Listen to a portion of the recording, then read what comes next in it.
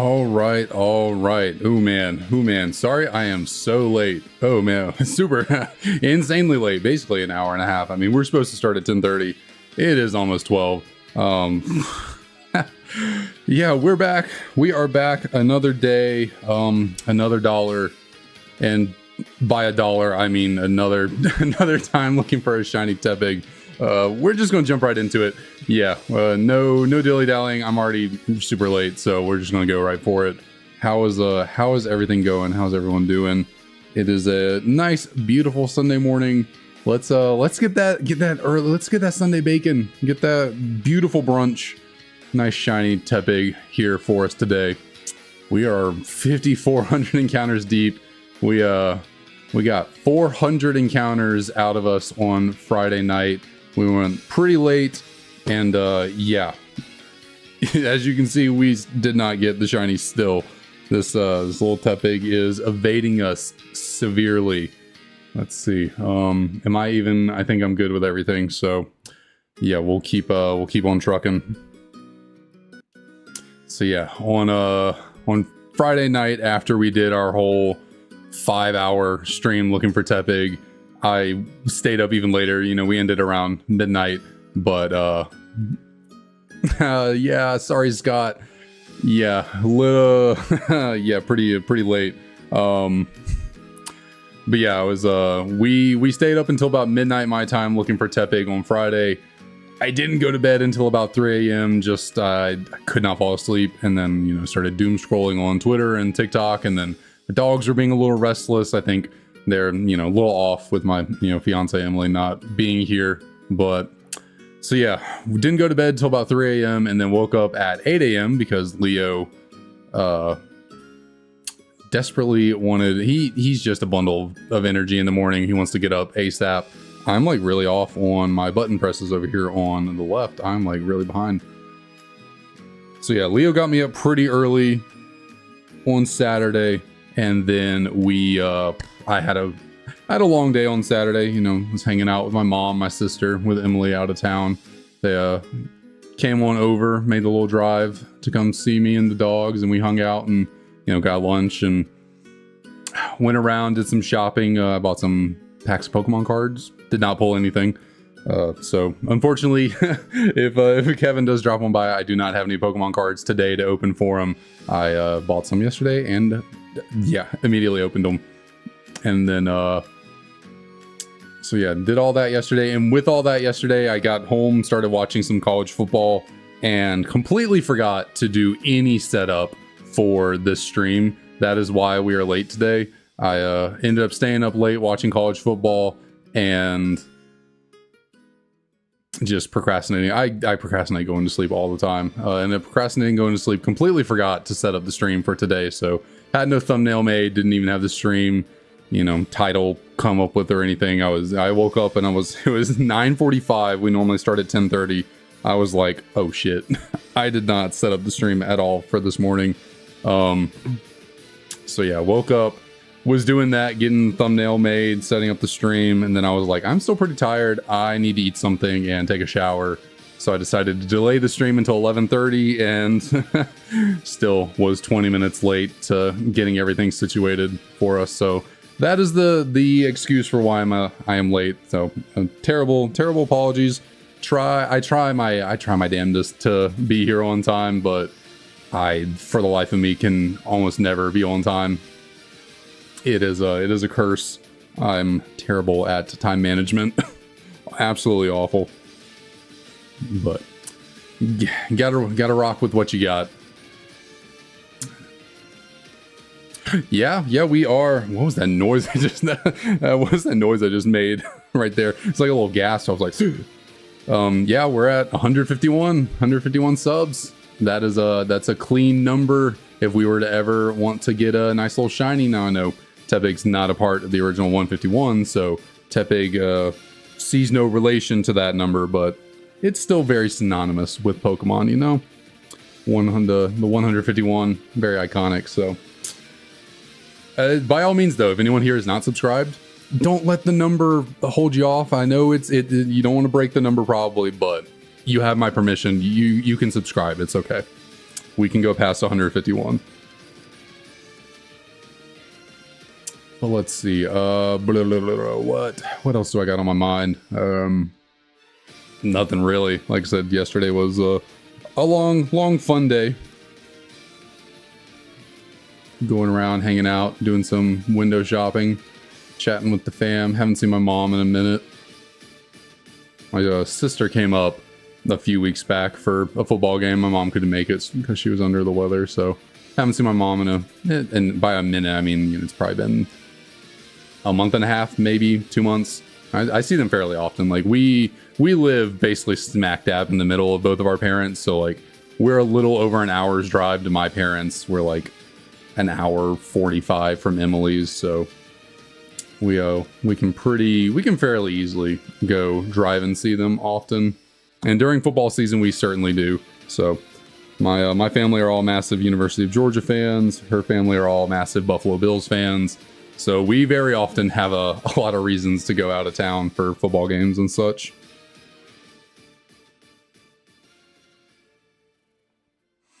$251 next. Yep, good old Celebi number. I was going to say I've always been more of a Celebi fan than a Mew fan. Yeah, I think I can say that. Mainly because, Mew was in that, in the first Pokemon movie with Mewtwo. But I really liked that Pokemon movie with Celebi in it. And Suicune, I think, what was that movie called with Suicune and Celebi? Why can I not press the button on this left DS? I cannot get the inputs to go through. Oh, is it Pokemon Forever? Is that the movie I'm thinking of with Suicune and Celebi? Because the first one is Mewtwo and Mew. The second one is Lugia and the Birds. Third one is Entei and Unknown. Is Suicune and Celebi the fourth movie, or is that the fifth movie? It would make, if it's Pokemon Forever, it would make sense if that's the fourth movie. Forever.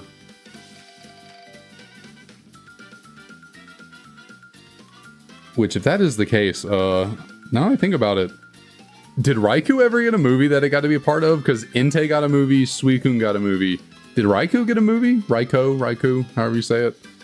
I cannot recall if Raikou has been a main staple of any Pokemon movies.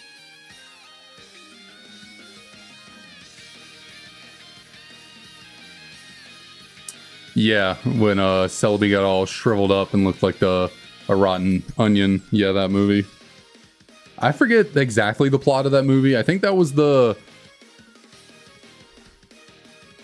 Why can I not press the button? Good lord, I feel like I'm pressing the A button, but clearly my left hand does not have the dexterity to mash these buttons right now.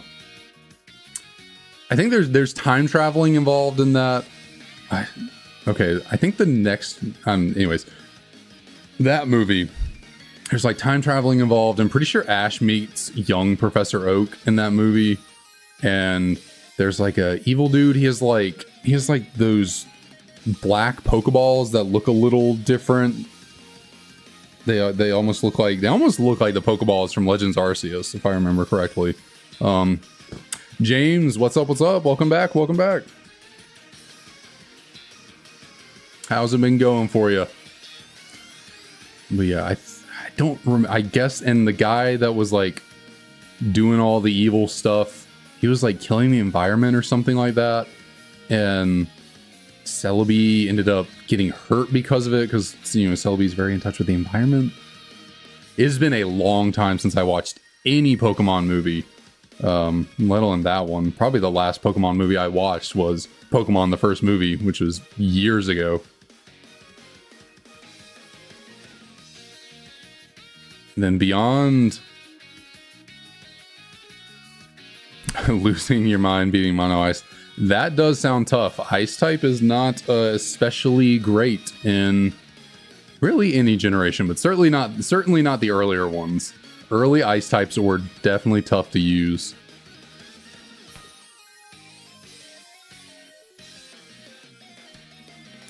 It really wasn't until Gen 4 with like Mamoswine and Weavile that you really started getting some usable ice types. So I feel like, yeah, that's definitely got to be tough tough challenge.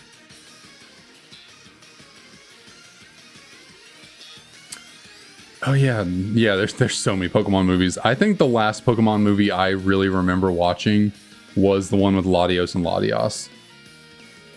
I truly think that was the last Pokemon movie. I don't think I watched any of the. Well, okay, Jirachi Wishmaker. I watched that one. Which is the movie with Jirachi different than the one with Deoxys and Rayquaza, or are those the same movie? I can't remember. Destiny Deoxys? Is that a different movie than the one with Jirachi? I'm thinking it is. I don't remember for certain. Then I've seen those as well. I've certainly not seen any Pokemon movies past the 3rd generation. Like, I don't remember watching any of the 4th generation Pokemon movies. None of them based around Sinnoh I remember seeing.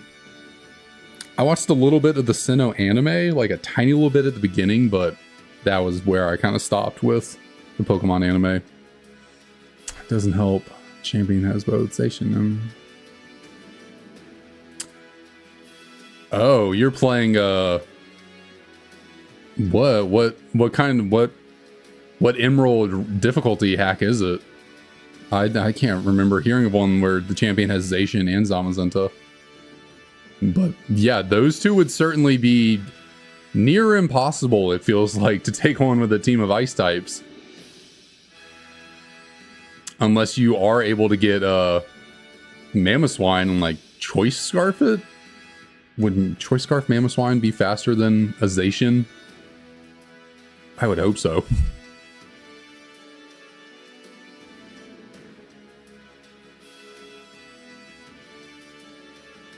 Where every Pokemon has... Goodness, I've never heard of that one. Elite Redux. That sounds interesting. Yeah, I've never heard of that. I've been a little out of touch with the ROM hacking and difficulty mod community. Probably a lot of them out there that I do not know of, because yeah, people really be churning out those ROMs. And I would probably be trash at them. Like I was watching a video the other day and I was like, you know, Pokemon Crystal is, you know, Generation 5 is my favorite, but then Generation 2 is like my next favorite. Just, you know, really nostalgia. Crystal was my first game. I was thinking the other day, I was like, if I started up a playthrough channel, I think it'd be a fun attempt for me to try and beat like Crystal Kaizo. But at the same time, I feel like I couldn't do it. I feel like I'd be really bad. At least I couldn't do it in like a serious sense. But also I think those Crystal Kaizo games, you don't even get the option of like the non-Kaizo experience. Like you have to, you know, if Pokemon faints, I think it is gone no matter what. There's no healing a fainted Pokemon. There's no healing in battle. So like, I don't think there's any shift modes. So even if I wanted to play the game not in a more serious manner, I think I would just be forced to. And yeah, that would probably be incredibly tough. I don't know if the ROM hack, if the Crystal Kaizo, if those kind of Kaizo hacks enforce the whole one encounter per route thing. If it, you know, if it's coded to somehow only let you catch one Pokemon per route, I don't know. I feel like that'd be really hard to do, so I feel like not. So I guess if I wanted to play through the game and just, you know, grab as many Pokemon as I want to try and beat it, give that a shot. I did a while back see a video or something from Pokemon Challenges, Pichao now, about beating Crystal Kaizo, and he was just stall. He was toxic stalling the champion, the final battle. He was just like, this is really the only way to do it. Like, you just gotta just toxic stall is the best I can do.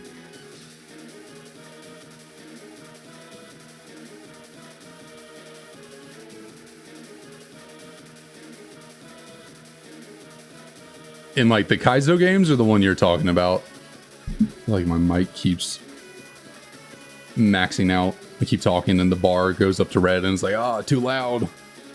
Try and push it away from me a little bit.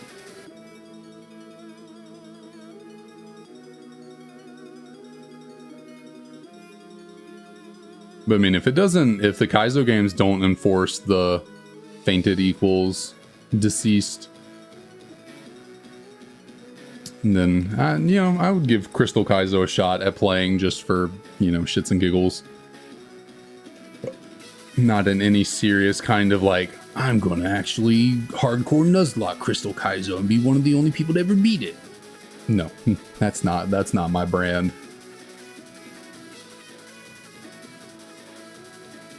It's like if I were to play something like Blaze Black Redux, I doubt I would do a Nuzlocke of any kind, let alone a hardcore Nuzlocke. I'd probably just play through the game and just try and beat it.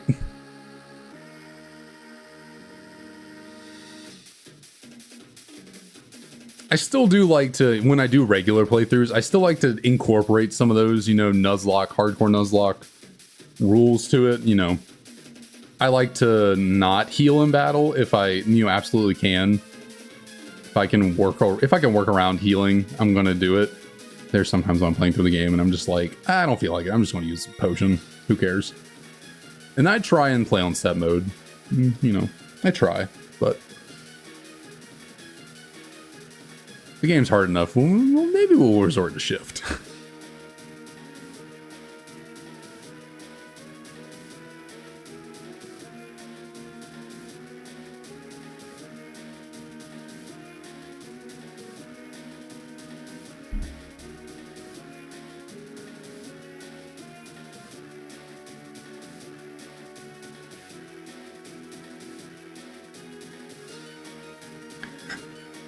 Let's see, Tepig. Let's see. You're still not shining for us. Still nothing.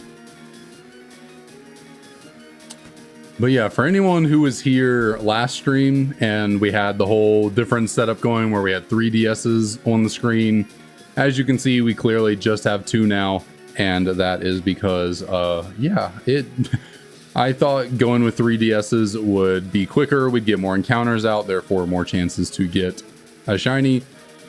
That was not the case. After 5 hours of streaming, we had 400 encounters, good amount of encounters, but clearly, 5 hours, 400, we're not getting quite 100 encounters per hour, which is the same exact pace that we were doing with 2 DSs. With 2, I was getting about 200 encounters per 2.5 hours, because that's my normal stream length, 2.5 hours. So on a normal day with only 2 DSs in 2.5 hours, I was getting 200 encounters, so clearly 5 hours with 3 DSs, 400 encounters. No difference in pace whatsoever. I definitely could have been slowing down towards the end of that stream because I was starting to get, you really start to feel it after a while. It's kind of like a long drive. The first 3 or so hours, you're not feeling too bad. You get to that 4+ hour mark, you kind of start to hit a wall and you're just like, I'm like, my body is checked out.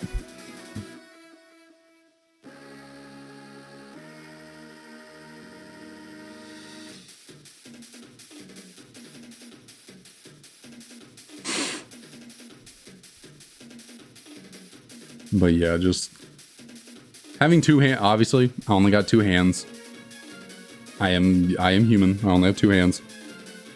So operating 3 DSs at one time naturally is slower than operating 2. But, and so, I think it was DK in the last stream that pointed out, if you're just, you're adding a 3rd DS, but if it's taking you, a third of the time longer to do the reset because you got to use a whole other DS, then you're effectively going at the same rate anyways, so might as well make things easier on myself and just do 2 DSs. Can also much more easily talk to the chat with only 2, because I can pretty easily zone out of what I'm doing with the games and just kind of mash some buttons and get through the resets while keeping in touch with chat. With 3 DSs, it was a lot harder. I had to every reset I was thinking about what I was doing with what hand and trying to get through each game.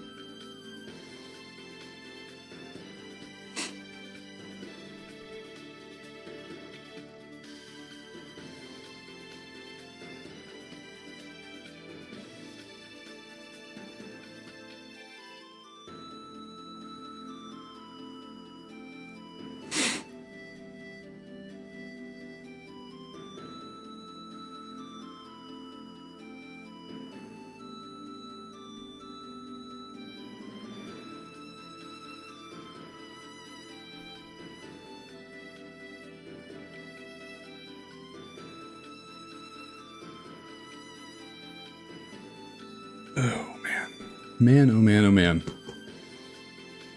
Do I have a call for today? Can I think of a number that I would actually like to call? I'm feeling the 5400s, you know. I'm not feeling 55. Normally I try and go a little bit farther out, but something about the 5500s I'm not feeling. So I'm going to say 5488. I'm going to go with that number.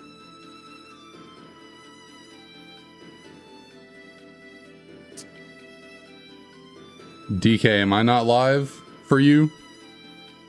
Am I good? Anyone else? Am I live for everyone else? I think DK might be having a... Either that message came through late or the stream is weird. Am I here? Am I good? Seems like I am on my end.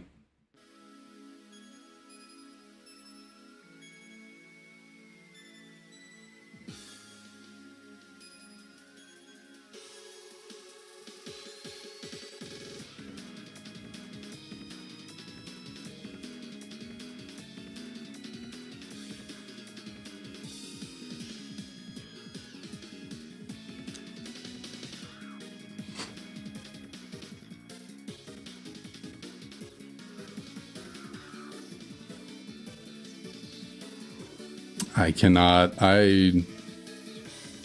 tell if I'm actually going or not. I assume I am, you know, OBS and everything seems to be playing back for me, but let's see, maybe I'll try and type in the chat, see if I can see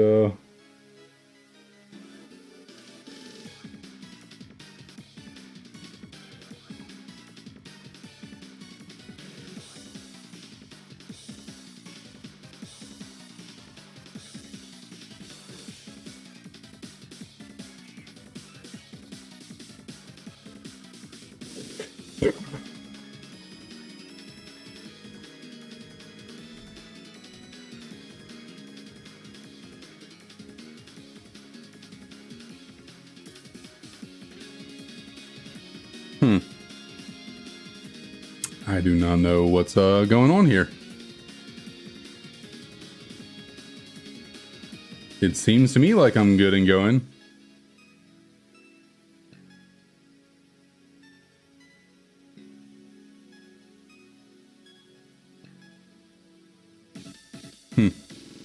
I do not know.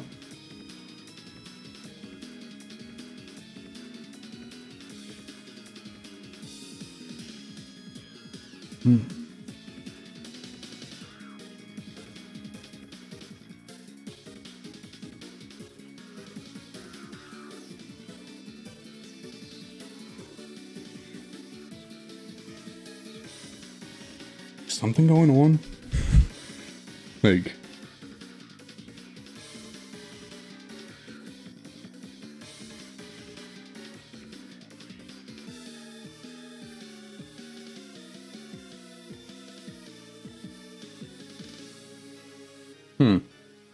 I don't know. I can see myself.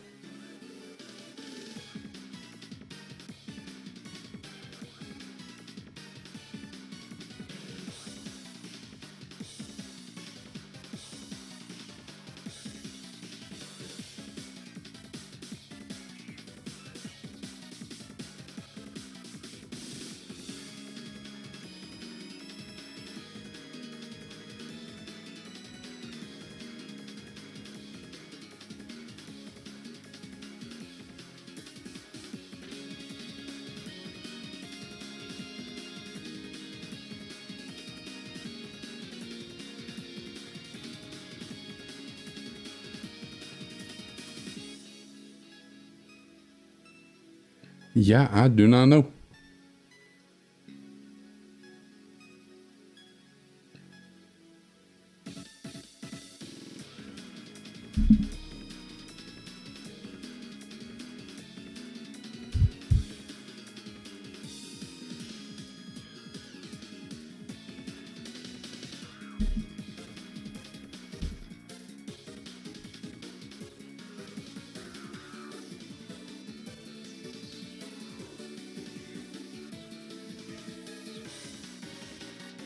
Yeah, I don't know what the issue was. But yeah, I started about 30 minutes ago almost. Yeah, I don't know what was up with that.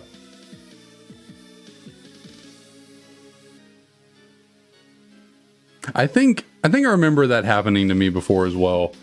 One time I was waiting on I think I was waiting on PokeRev to start streaming, and I was just sitting there and I was like, why is it not going? And I got a notification like, oh, PokeRev's live, and I was like, it's not starting, and I think I had to reload it, and it was good.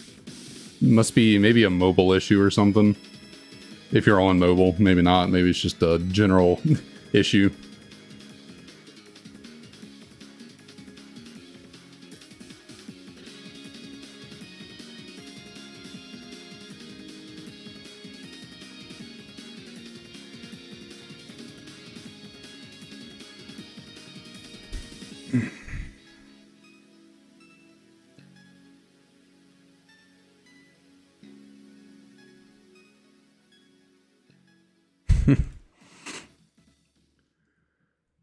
Yeah, I heard that they might be adding a Discord-like feature to YouTube. Thought I saw someone on Twitter talk about it. Like, I guess YouTube maybe presented some like ideas they have for some new features, and they have like a communities. I mean, there's already a community tab for like me to post stuff on for YouTube, but I guess maybe they're thinking about reworking it to being some kind of like Discord like feature for people on YouTube. That would be interesting. I don't know how that would work out. I did, I was looking at the comments to see what people thought about it, and a lot of people seemingly didn't like the idea, or thought that like Discord was already established enough. Bad if you're Yeah, I'm not too sure on it. Like, I could see it potentially going well, because someone did point out in the comments of it that Discord has like 200 million monthly users or something like that, but YouTube has like 4 billion monthly users. So that could be like maybe certain areas of the world not really maybe don't have access to or don't use Discord in the same way as other areas, but like, a lot of people use YouTube. So I saw that pointed out that like it could be a very useful feature, because a lot more people use YouTube than use Discord, so you provide a built-in feature to YouTube itself. Then a lot of people don't have to go to an external app to partake in that kind of, community chat room feature.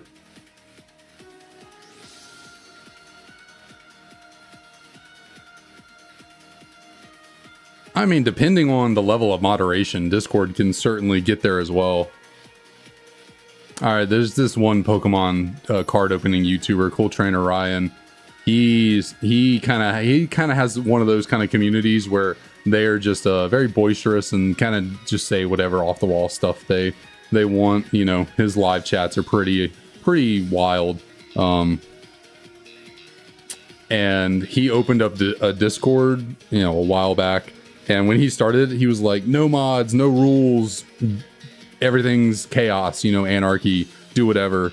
And I think that server lasted 2 days before it got shut down or something, or before it had to be shut down, because it was just like, it devolved into just depravity and craziness.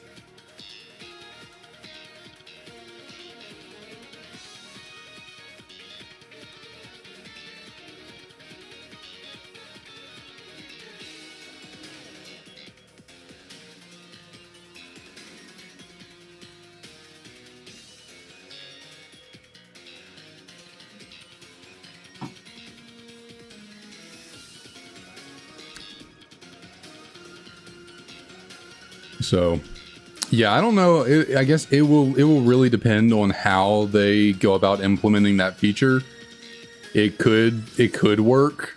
It could really fail. It's all up. It's, everything's up in the air right now. I feel like a lot more companies, it's, the community thing is more like a Discord type thing than a Twitter type. At least that's what people made it sound like. I don't know for certain what their plan is for the feature, but I was actually thinking a while back with the state Twitter's in now and what Elon Musk is currently doing to the app. A lot of companies are probably trying to figure out how they can hop on that community forum type, post your thoughts, thing that Twitter was. Because it certainly seems like if Twitter keeps devolving, there will be a market for that, which, Meta and Facebook tried to jump on immediately when Musk bought Twitter with Threads, and that one didn't work. But I think that's more because people, I feel like a lot of people just don't like Meta, don't like Facebook. I certainly don't. I got rid of my personal Facebook and Instagram. I was like, I don't trust this company with my information. I don't hardly use these apps either. So I was like, I'm out of here. Y'all have fun with whatever is going on here. So that's probably why Threads didn't work out. I feel like a lot of people just don't like Zuckerberg. They don't like Meta. We hear all the time about what they're doing with our data. So, Threads is still going. I think some people still use it a bit, but it's not taking over Twitter's market share by any means. But someone's gonna try and do it, like really try and take over that space if Twitter keeps going the way it is.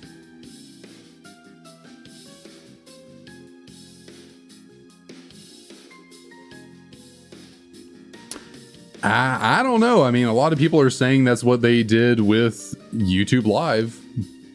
They really tried to push the live streaming of YouTube. They signed a bunch of big streamers, a bunch of big contracts, big numbers, and then seemingly just kind of let it all dissipate.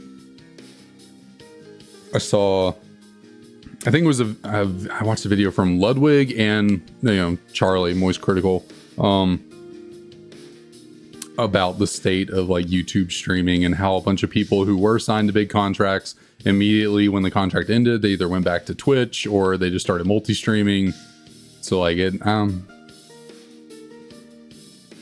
I could definitely, YouTube is owned by Google. That they are certainly a company that wants to have their foot in everything. So I could see them trying. They're a massive brand. I don't think they're afraid to toss a few million at something. Plus, can't companies write off failures like that as like tax write-offs? I don't even think they really care. Like, I feel like I've heard about movie studios like fully making movies and then scrapping them or whatever, and then just writing it off or something.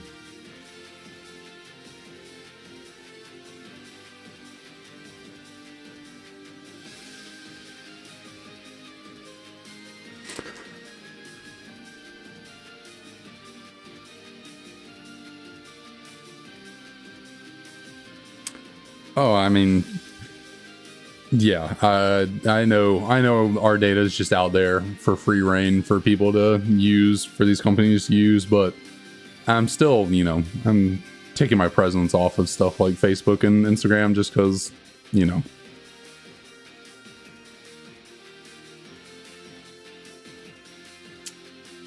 just want to get away from it. At least put it, out of sight, out of mind kind of thing. Get rid of my accounts, get away from it, just, it's kind of like, those, what's the monkey thing? See no evil, hear no evil, speak no evil, kind of, something. Yeah, TikTok certainly did push a lot of companies to try and imitate it. YouTube Shorts, Instagram, Reels. I think Shorts actually is doing fairly well for YouTube. I think it's a little bit of a I think it's worse than TikTok in a way of like the quality of what's posted on it. I kind of think it's got a bit of a whatchamacallit aspect to it. Brain damage. I don't know if that's the word I'm looking for. Brain rot. I think that's the term. I think TikTok definitely had that at first. When it first, I first started using it.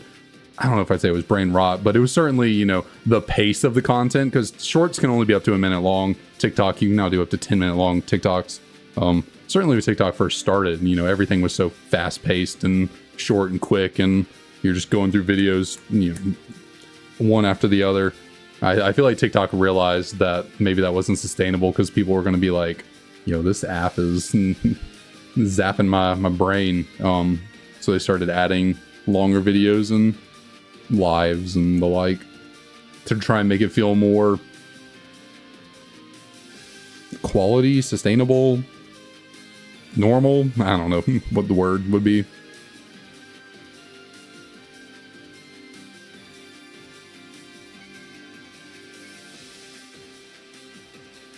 Yeah, that is true. I mean, I've seen a lot of people who try and be, like content gurus who, talking and try and talk about increasing your presence and like getting yourself out there to grow and stuff, and like, make a TikTok short, Instagram reel, post on all of them, yada yada yada.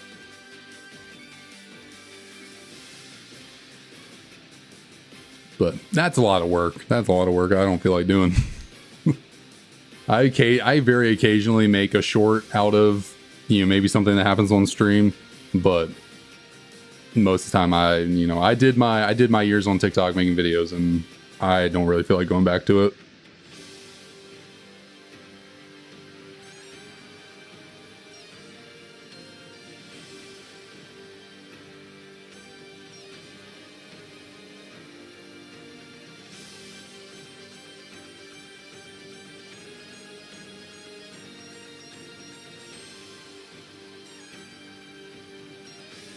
Yeah, I don't personally agree with the banning TikTok thing, because it was obviously, which the fact that no one's talking about it anymore, that's the social mind span, attention span of everyone now. That was such a big deal, and I'm pretty sure that's still on the table. It's still up for, happening. But no one's really talking about it anymore. I don't agree with it. I don't think it has anything to do with national security, because the government does not give a flying shit what Facebook does with our data. Facebook probably sells it to, those, other countries. But I think it purely is because they can't control the flow of the information on the app. I think that is purely it. Like, they want to get rid of it because they can't control the narrative on it. I don't think it has anything to do with security.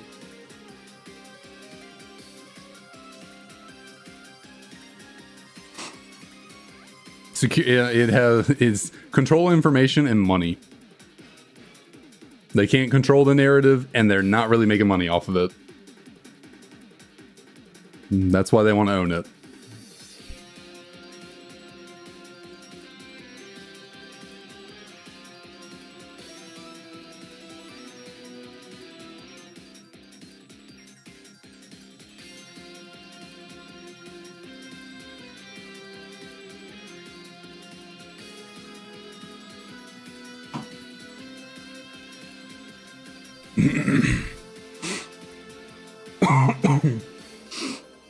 Because,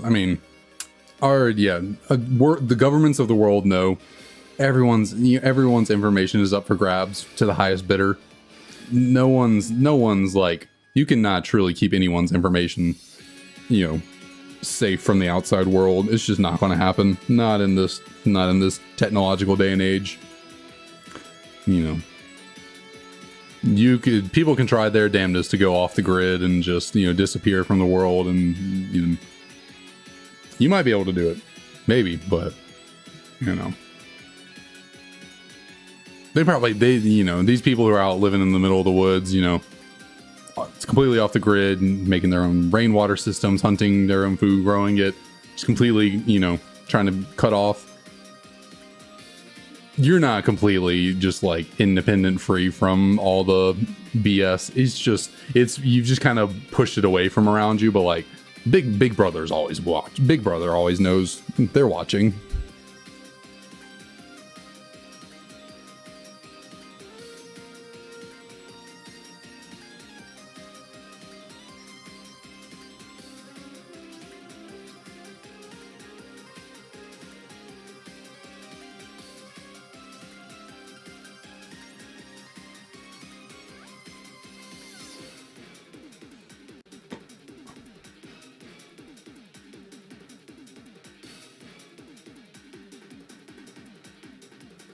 Now, maybe if they're the kind of person that like went off the grid back in, 1980, if they've been off the grid for 40 years, maybe they're pretty well and, safe with, all that. But even still, like, you were born here, you have a social security number, you have a credit score, you might not be using those things. You might not be looking at it. It still exists. You're still on record as, maybe, I guess it depends on, the nature of your birth and your citizenship and all that, within the country. But most likely is like, they got some kind of records on you that like can definitely be put out there for sale. But if you went off the grid before the internet boom, probably got a lot less out there than most people.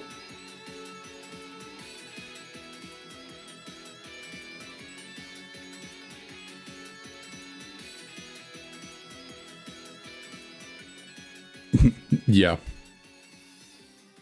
Yeah, nothing sticks around in the public conscious very long.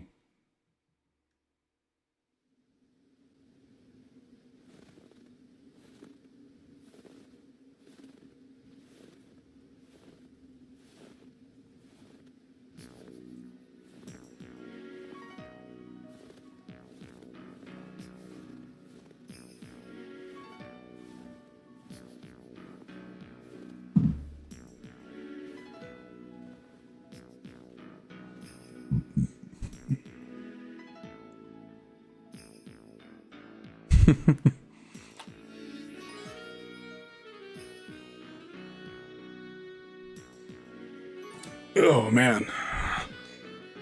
What I said 5488 was my call, so we are 20 away from seeing if I was right on this shiny Tepig.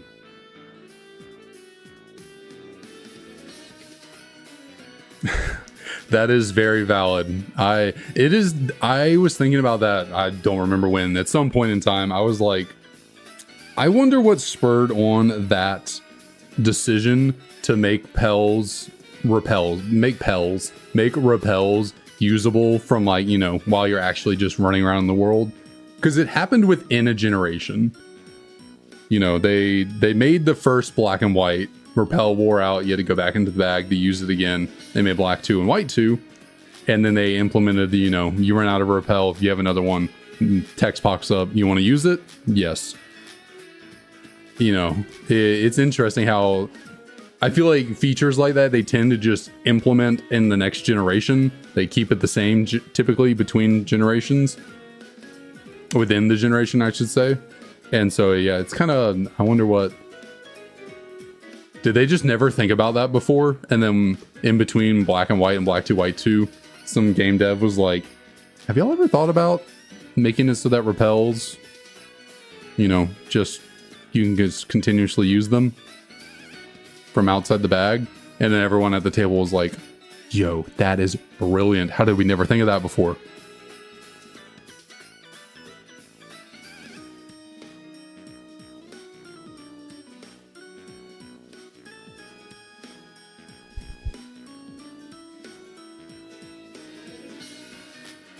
I mean, they certainly, there were certainly some quality of life things that happened over the years. Like Generation 1, you had to go into your party to use every kind of HM.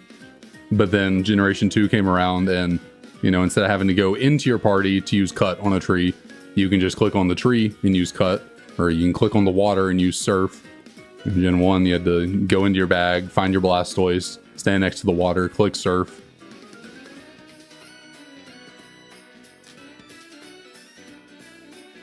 So, you know, stuff like that, I guess, you know, they added between as quality of life going to the next generations.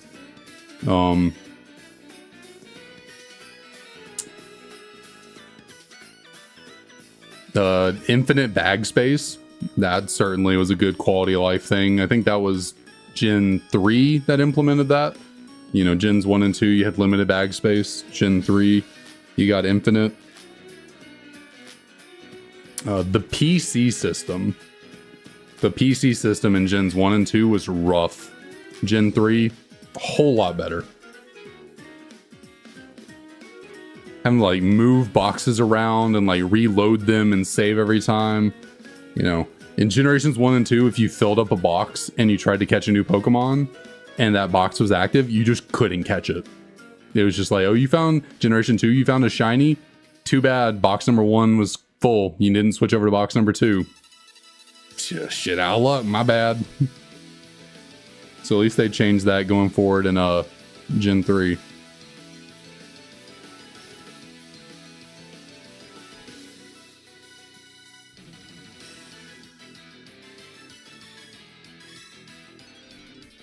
A quality of life feature they introduced and then took away, but then it seemingly, you know, basically came back. Toggled running shoes. Heart Gold, Soul Silver, they decided, hey, how about instead of making them press B every time they want to run, if they just want to turn it on infinitely so they're running everywhere at all times, just press the little button on the bottom screen. Why they did that for Heart Gold, Soul Silver and then took it away in black and white, I don't understand.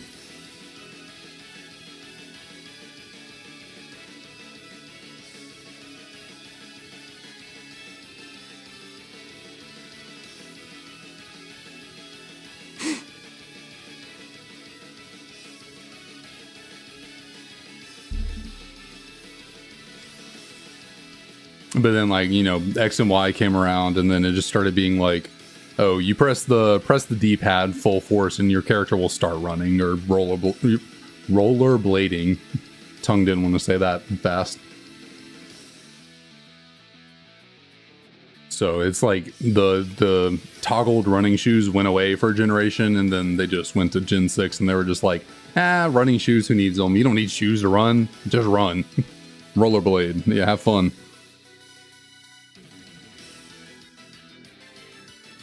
Play through Prince of Persia for Cotton Sands again, man. I never played any of the Prince of Persia series. I watched the movie. I saw that movie with Jake Gyllenhaal. It was a solid movie from what I remember. I don't think it was groundbreaking, but like it wasn't bad. It was, you know, for a video game adaptation movie, you know, it was good.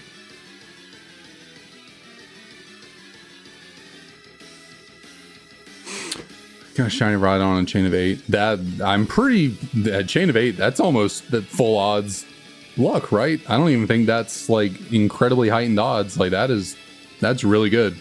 Congrats.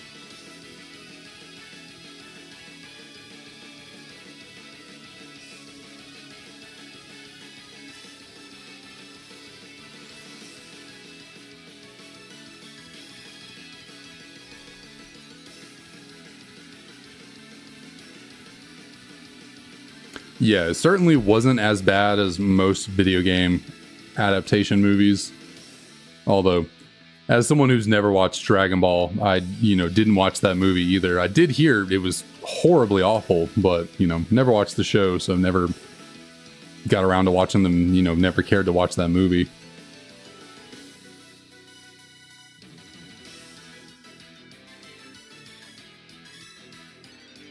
Also, what, there was like a Netflix Death Note. Was it a movie or... I think it was a movie. The Netflix Death Note movie was apparently pretty bad.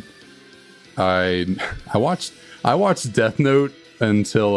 I won't... For anyone who hasn't watched the show, I won't say anything too specific, but... I watched up until a certain point in the show when a certain big thing happens. And then after that point, I was just like, it's not the same. What's crazy is I'm pretty sure it's a very short show, Death Note. So I probably should have just finished it, even though I was like, it doesn't feel the same. I don't really want to keep watching. But I think I had like 15 episodes max to finish the show after that thing that happened, but I just never did. I watched the first like 20 something episodes, was like, solid show. Not gonna keep watching to see how it resolves.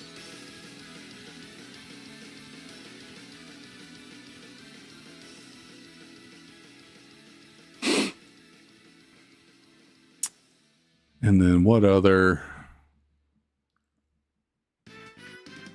adaptation? That was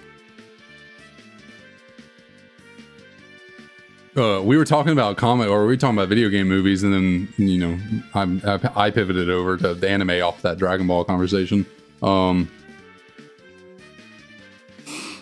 What other video game movies have they made that weren't very good? They made they've tried making a couple Tomb Raider movies, right? Or yeah, I think so. I think they've all been fairly big washes. Was Angelina in a Angelina? That's very specific. Angelina Jolie, was she in a Tomb Raider movie, or am I making that up?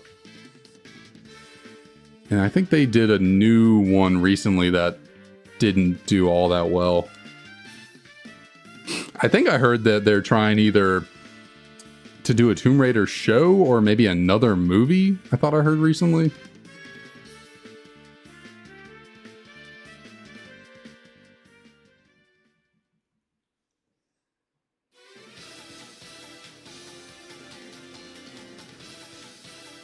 Okay, so she was in a Tomb Raider movie. I don't think I ever watched it, but I definitely remembered it existing. I thought I was pressing B that whole time. All right, well, if that's the shiny, it's going to be named AA. So that'll work. Let's see what else. Before I keep going on, I saw a Twitter thread one time that was like, what are the most successful video game adaptation, you know, movie shows of all time? Because there's a lot of bad ones. What are the good ones? And then people were listing off a whole bunch of them. And I saw a comment that was like, no one's mentioning the fact that the most successful and best video game adaptation show movie of all time is Pokemon. Like, what other video game has spawned 1,000+ episode show and 40 movies? Now, certainly Pokemon movie and show success is not entirely based on the video game popularity or really the quality of the show. It's certainly, you know, not a bad anime or show by any means. I think it's actually very good at some points. But it's more so you got that much out of just the success of the franchise in total. But still, you're talking about video game adaptation movies and shows. You gotta give Pokemon its flowers.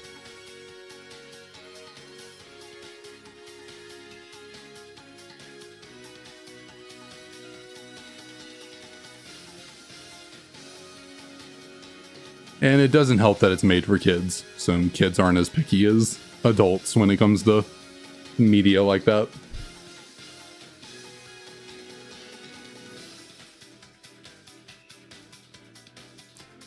All right, I almost forgot, but we are here. So these next two Tepigs, if we get to 5488 was my call for the shiny. So we actually, the entirety of our last stream, all 5 hours, I did not flip a coin once. Normally I do it at least one time, typically 2 or 3, but we did not do a single coin flip last stream. So I think it is high time I bring that back. Shoot, we might. Did we do a coin flip in the last stream? The stream before that one? We had to have. Well, however you say that. Can't remember though. Well, we'll certainly pull one out here. So, do I want to use Juniper or Victini? I'm feeling Juniper. I feel like Juniper's not going to let me down today. She got the Pokemon Professor knowledge, so who's it going to be? Are we going with Japanese or English? We'll say English is heads and Japanese is tails. All right, so English was heads. We got the Juniper heads. I know I didn't really show it to the camera too well with my microphone in the way. I guess I could have tried while I flipped it over into this hand, but I think y'all saw it. So let's see. I said English, right? So we will check out our Japanese Tepig first. It is a female. We have been calling a female shiny the whole time. So at 5487, do we got a shiny? No, we do not. But that is a-okay, because would you look at that? It's another female Tepig. So it could definitely 100% be a shiny right here. Or there's about 1,000,000%. What am I? It's not a shiny. I started rambling there and I was like, what am I saying? Where am I going with this? Just check the Tepig. Okay, well, my call did not work. We did not get a shiny Tepig on Encounter 5488, so. Shot in the dark, we miss again. We just gotta keep going. My dogs just came running up to my office door and just started standing there looking at each other, and now they're just walking away again. They ran up like, let's see what Dad's doing. They heard me talking and they're like, never mind, I'm leaving.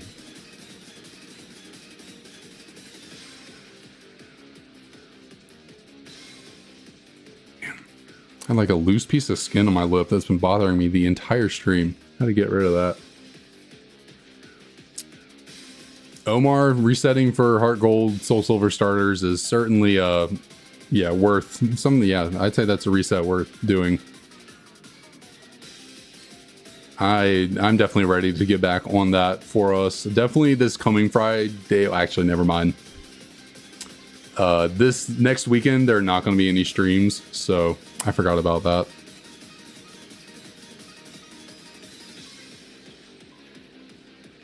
No Friday or Sunday stream this coming week. Certainly have Tuesday and Wednesday, but Friday and Sunday we will not be here.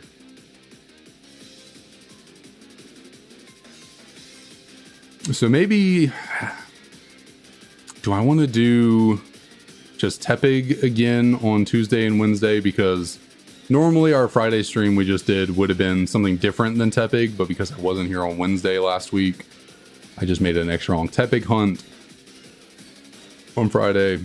So maybe I want to plug in like a Soul Silver reset stream for Wednesday, possibly, since we won't be here Friday.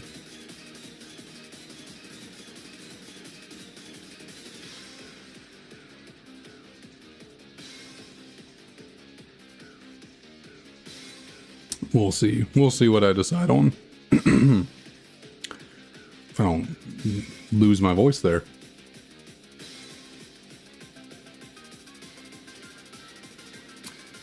I feel like that is 3 or 4 female Tepigs in a row on this right DS over here. Let me just go for Chikorita because I want to name it Mango. Certainly go for it, yeah. You'd be the first person who's come into the chat wanting the Chikorita, because we've had a couple people come by talking about resetting in Heart Gold, Soul Silver, and not wanting the little leaf dinosaur.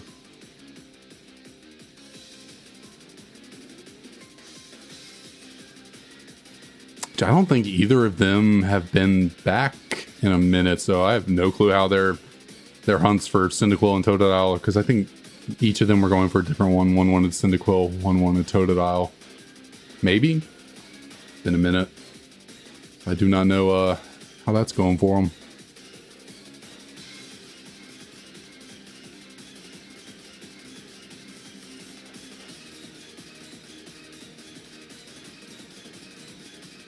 Am I like hitting the same seed, or I don't think that's how this works.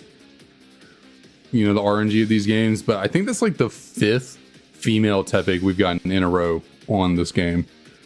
Like, that one's a rash nature. I don't know. Let me try it again. If we get a same nature, I don't think that's how the RNG of these games work, but with 12.5%, it's not insanely low, but like it's pretty low for 5 in a row to happen.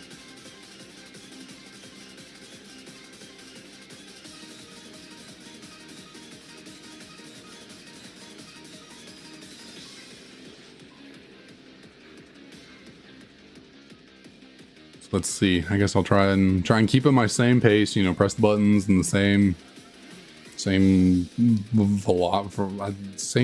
pace. I guess I don't know why I was trying to come up with a new word for that, but anyways, see if I get another female somehow, or maybe it's just one of those. You know, we're just at one of those RNG seeds where the female Tepigs are in abundance at the moment, or something.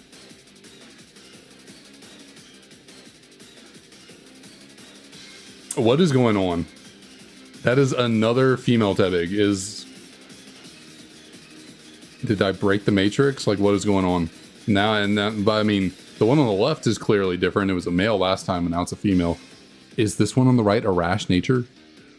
It's quiet. I guess I don't know. That's weird.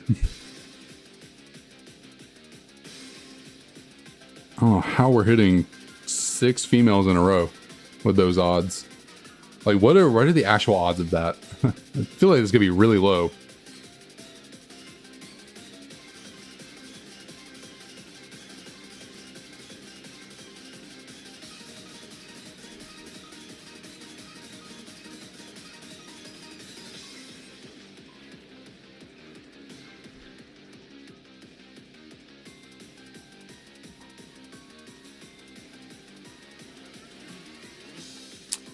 Is what, a 12.5% chance. 0.125. I have a little drawer up here actually that I can pull out. I'll use this calculator instead of the one on my computer. So I think if I just do what, 12.5 divided by 100. So actually, if I just take that and like do it to the 6th power, I mean, assuming I'm doing that right, you know, if you get 6 female Tepigs in a row, that's 6 12.5% chances. A 12.5% chance is, you know, 0.125 because you divide 12.5 divided by 100, you get 0.125. You then do that to the 6th power because you're multiplying it by itself 6 times. I hope I'm doing this math right.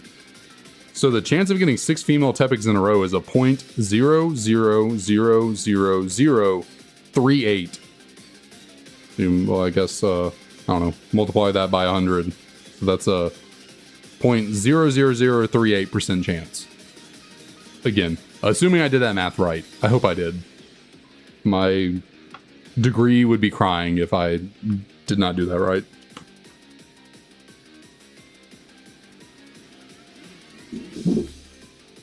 So yeah, not very likely for that to happen, but I guess we just did it.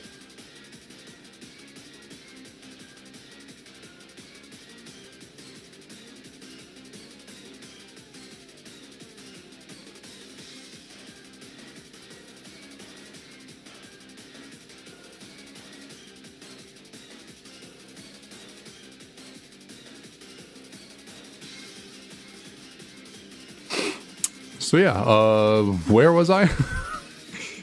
Started doing math, and now I don't know where. What was I? What was I doing? We're looking for a Tepig. That's it, I guess. Sometimes I feel like I'm all over the place. We're about to hit 5,500 encounters though, so let's see if we somehow get a Tepig here. That'd be a nice number to hit that one. It would be a 5,555. That'd be pretty cool. Well, shoot, that'll be my second call of the day. We missed on the first one, you know, might as well 2 times the charm. Let's just go for all 5s.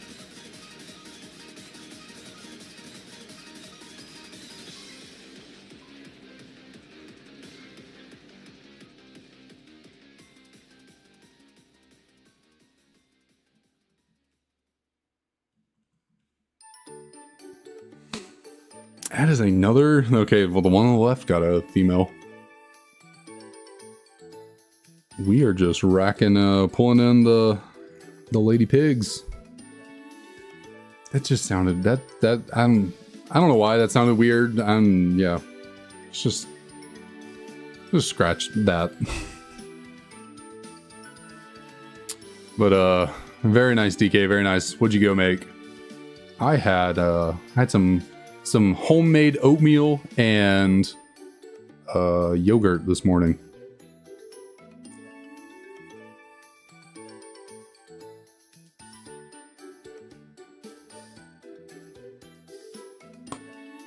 Ooh, goodness. Oh, a big pop right there on my jaw. Why would Cyndaquil work for mango?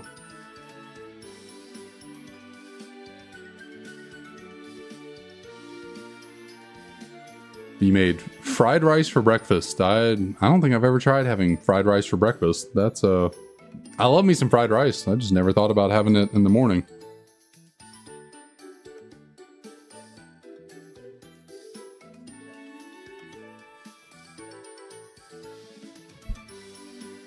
It's 0 sugar yogurt, so don't worry about that. 15 grams of protein, 0 sugar. You know, the yogurt is not no sugar. And then, I mean, it's homemade oatmeal, so the oats, no sugar. The granola, no sugar. Yeah, I bought no sugar granola. The only sugar would have been in the little bit of peanut butter I put in to the oatmeal and the raisins. But, I mean, the raisins are, what's that brand? Sunmade, something like that. So it's all just natural, you know, sugars from, at least the nutritional information on the raisins say no added sugars, just all the natural sugars from the raisins. So, yeah, like I said, outside the peanut butter, you know, having maybe some sugar in it, shouldn't be much else.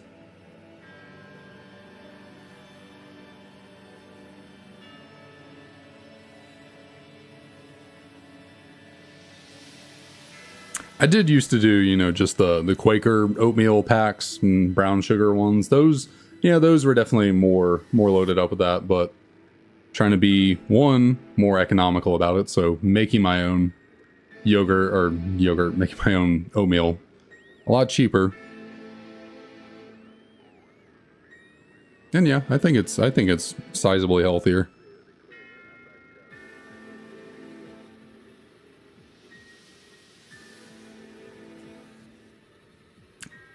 And then, you know, we got the 0 sugar diet Dr. Pepper this morning for my caffeine. Also had a green tea this morning for a little bit extra caffeine. I certainly needed it. I woke up this morning feeling like I got hit by a bus. Good Lord.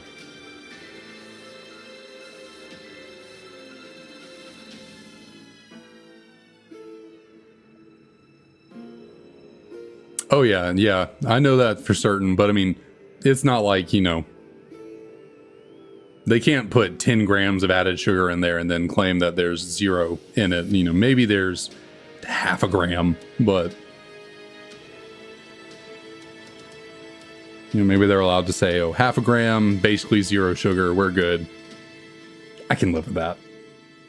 Now, obviously, if it comes out they were lying and that, you know, it's 20 grams of sugar and they said 0, certainly that's messed up, but I can live with half 1 gram sugar. I mean, I don't think it's gonna kill me.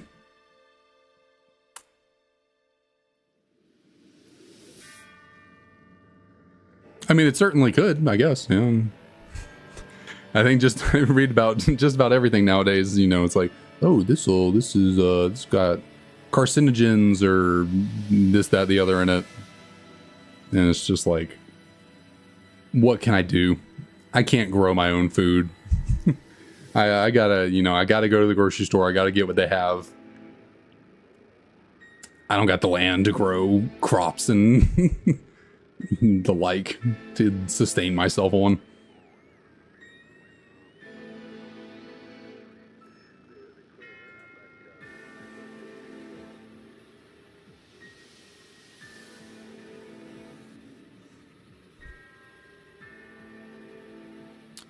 Yeah, I'm not the world's biggest laptop fan. I'm really not. I do not like trackpads.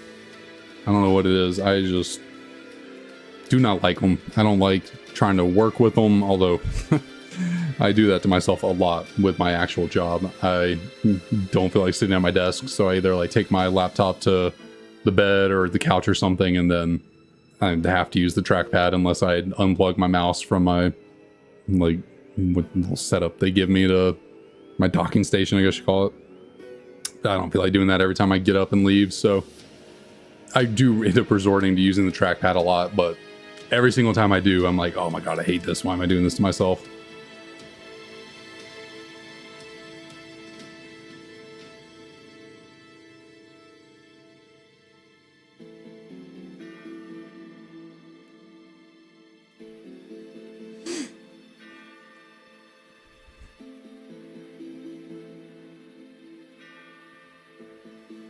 Yeah, my work only provides us with wired stuff. You know, they a little too cheap for the wireless. And I'm not taking any of my stuff that I have and putting it with my work setup. I'm just like, you give me what you give me. I'm not putting any money towards this. So I have a wireless mouse for, you know, this setup. So got the, I forget what this thing was called. The Logitech G Pro Superlight, something like that. I like this mouse. I got it not that long ago. It's my favorite color, you know, nice cherry red. It is super light. They were not kidding when they named this thing. Basically weighs nothing, and the battery life on it is really good. I charge it like once every 3 months. Like, it lasts a long time.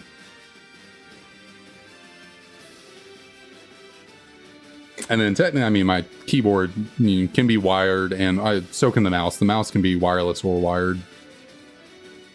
But I end up keeping my keyboard just plugged in instead of doing the wireless on it, because it's just easier. The keyboard definitely does die faster, and when it's on the wireless mode, it like goes to sleep a lot more often, and like you can be annoying to like try and wake it up to actually use the computer. So I just prefer keeping it wired, and it stays on essentially.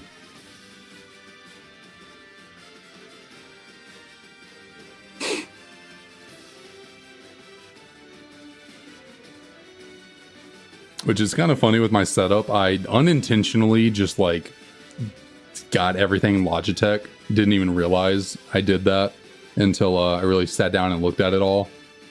Except for my keyboard. My keyboard's a Razer, which I like it. Don't get me wrong. I like the keyboard. I think it, you know, it looks great. It works. You know, does exactly what I need. I like the way it feels when I type. I get keyboard TikToks every now and then. People just like showing off computer keyboards and, you know, where they got them, how much they cost, and I see those videos and I'm like, I could have spent a lot less money on my keyboard and be just as satisfied as I am, or if not more satisfied than what I got. So, oh well. The keyboard was one of those impulse purchases, you know. I was at Best Buy. I think I was looking for... What was I at Best Buy looking for? Not a keyboard, I can tell you. I do not remember why I was there. But I was looking for something else, and then I just happened to go over to the computer section. I saw this keyboard. It was like $40 off. Like, it was on sale. I'd had a keyboard for almost 10 years and hadn't updated it. So I was like, oh, I need a new keyboard. I like that one. It's $40 off. And I just picked it up and bought it. And since I was buying a new keyboard, I was like, well, might as well buy a new mouse too. And that's why I got the the new Logitech mouse as well. And then yeah, I ended up getting Logitech speakers. So, you know, I got little speakers on my desk. I was just looking at what they had, and where did I get these from? I think these might have actually been from Best Buy as well, but I got them maybe a month later.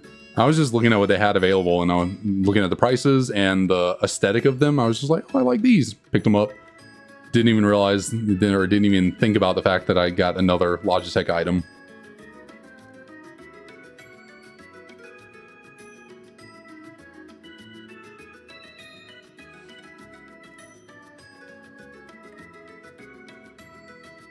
Use the Logitech K270 set. It's more like a cheap off-road. Very nice, very nice. Yeah, I have a cheaper set of mouse and keyboard that are wireless that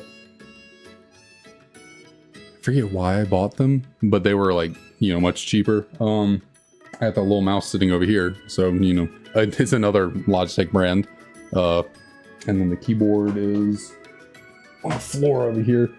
I have these connected to, I really don't remember why I bought them and why I needed or wanted a cheap mouse and keyboard that was wireless, but I have them and they're plugged in for emergencies, I guess, in case I need them.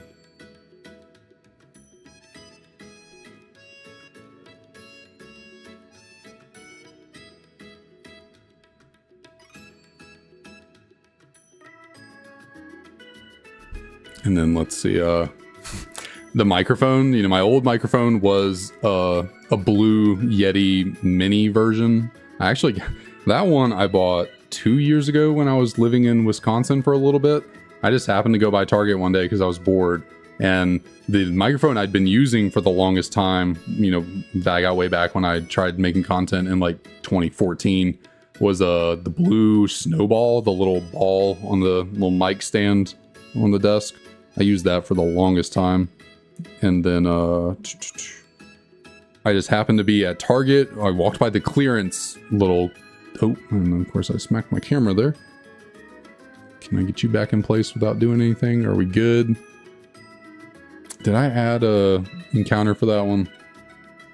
Or did I distract myself by hitting the camera?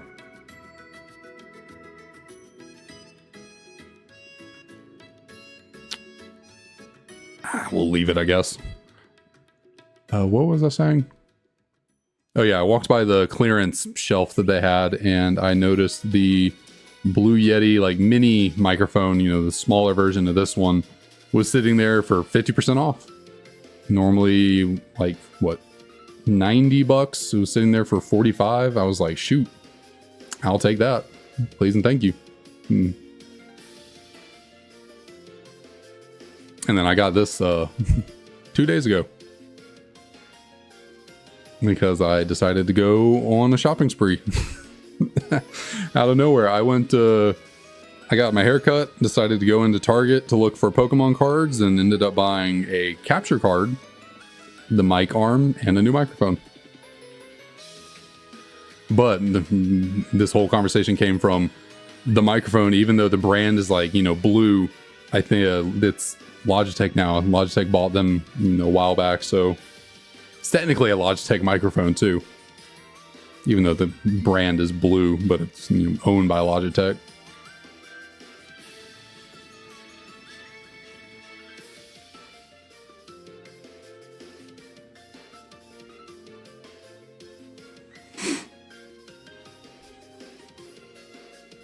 I gotcha. Yeah, I don't go by Walmart too much anymore. I used to go by there a lot. The Walmart where I live now, it's more out of the way. It's just really tucked back in there. Kind of forget it exists, and I just don't go over into that, you know, that shopping center all that often. Well, actually, that's probably not true. We go over there a decent bit, but still, I just don't think about going to Walmart.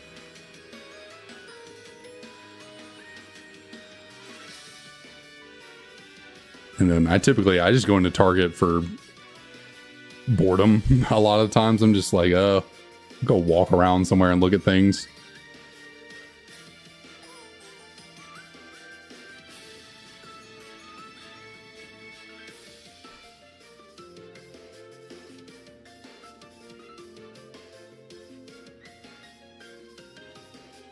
I kind of do the same thing with Best Buy too.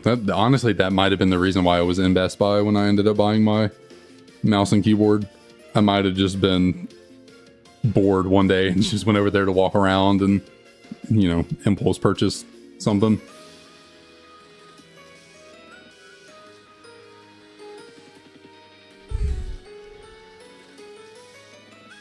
There's going to be Mega Mart, Bashco, and Hilo, basically. Gotcha. I've heard of Hilo. I haven't heard of the other two.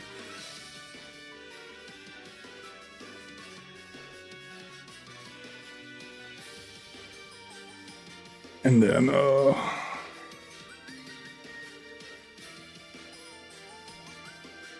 I guess continuing with my unintended Logitech branding, the webcam I have using to record the DSs here on my desk is a Logitech one that I've had for a long time, 6 years, something like that. I've had this one.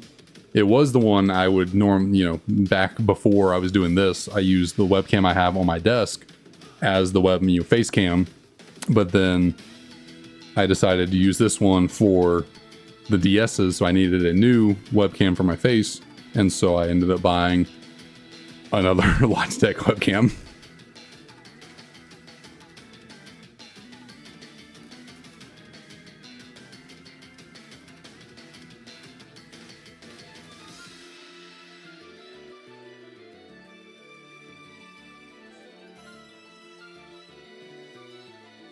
Oh yeah, I mean, I certainly have no problem with having... I just looked over and at everything I have. I also have a Logitech brand controller, which I've had that thing for a decade. I've had that for a long time for my, plug into my PC controller that I rarely ever use. I use it occasionally when I play on, like emulator on the computer.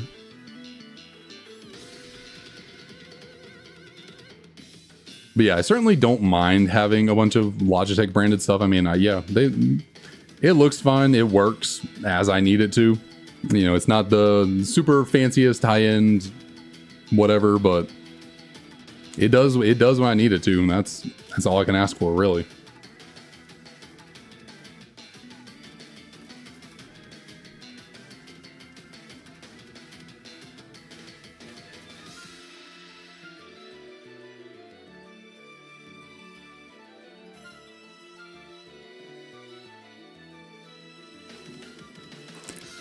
Oh, little Tepig, you are just you're gonna draw this out.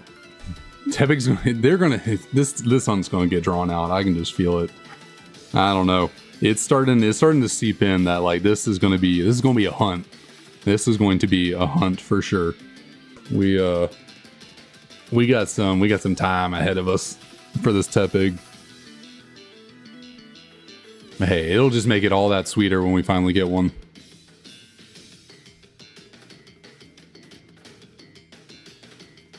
That is true. I do like having a cohesive setup.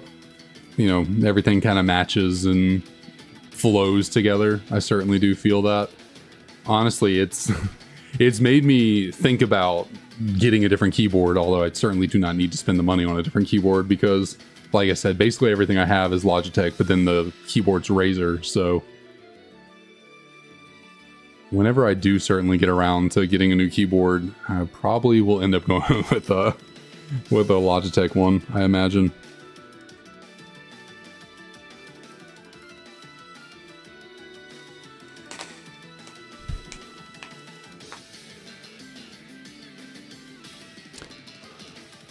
We certainly have plenty of time to get a Tepig before we go over odds, but I hate to say I'm losing the optimism. Hate to say that I think this is gonna be a long one. It's starting to seep in, We've been at it for over 2 months. We're coming up on 3 months of this hunt. It's starting to creep in. This one might take a minute. Just under 3K for Snivy. Don't pray. I pray don't go odds. I might not. I feel you there. I feel you there for certain. Hopefully you do get that Snivy. Hopefully you do.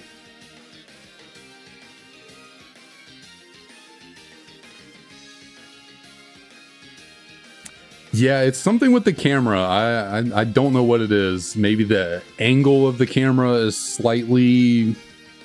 It honestly, it might be ever so slightly shifted to the left.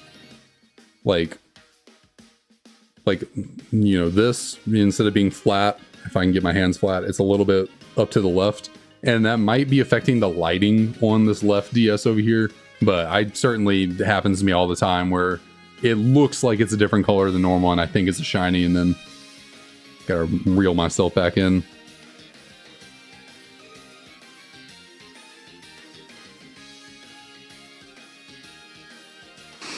Let's see.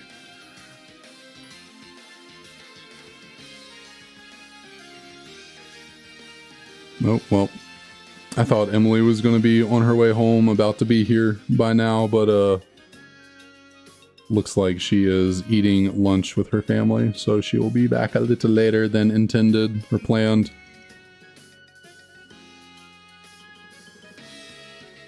Let's see, where I think we're good on the...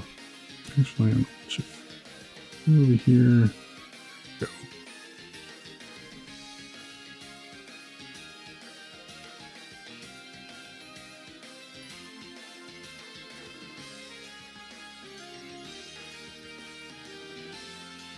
Yeah, we didn't really have any storms. What was it, last week? But randomly last week it was really overcast and kind of cloudy for the whole week, and it felt phenomenal. There was there was like the tiniest little bit of a crisp, you know, kind of chill in the air in the mornings and at night, and it was perfect. Oh, it was perfect. In the middle of the day, you know, it was like that perfect temperature where like you're warm enough that you don't need a jacket, but you're cool enough that you don't feel like you're about to combust or start sweating. You know, you can go for a walk and feel just totally flatly normal. Not cold, not hot, just good. And that lasted for 5-6 days, and now it's back to feeling like I do not want to be outside. It's certainly not as bad as it was before, but still pretty warm.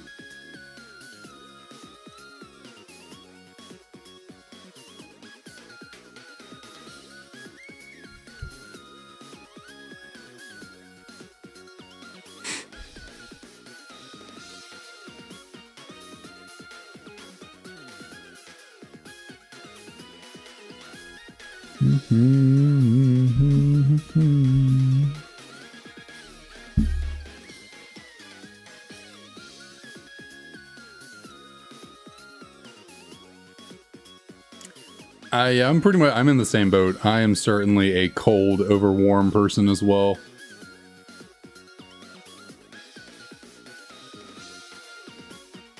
Although I tend to stay on the warmer side. I'm a fairly warm-natured person. Pretty constantly not cold unless it's really cold outside. Like unfortunately, I do fall into the little bit of that kind of the white boy stereotype of wearing shorts in 40-degree weather. I do that. that is certainly me. I love nothing more than when it's cold enough for me to wear a hoodie and shorts. Not so cold that I like have to wear pants, but cold enough that like I definitely need a hoodie. It's just like it takes it being really cold for my legs to get cold.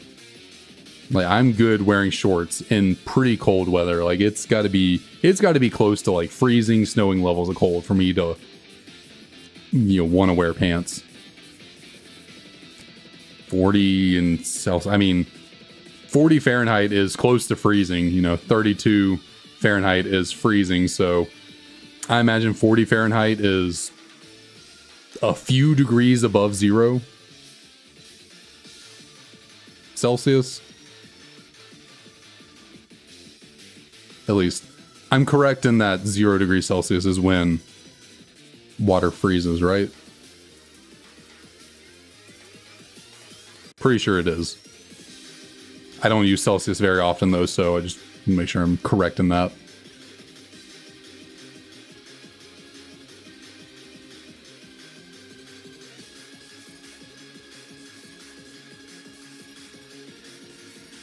But yeah, I would probably say, what, 40 degrees Fahrenheit. I think it's like the scale is like, I don't know how to say it. So what, 3 degrees Celsius maybe? I'll the shot in the dark. 40 degrees Fahrenheit is like 3 degrees Celsius. Let's see if I'm right on that.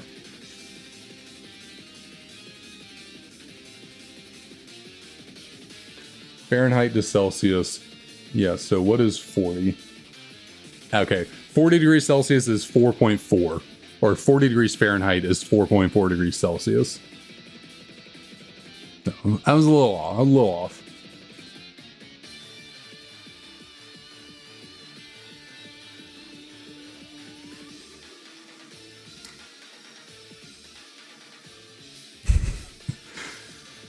Yeah, we love our freedom units. We are not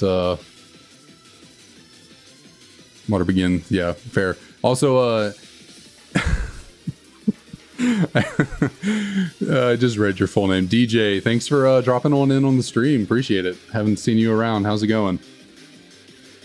I just read your full name. That made me laugh.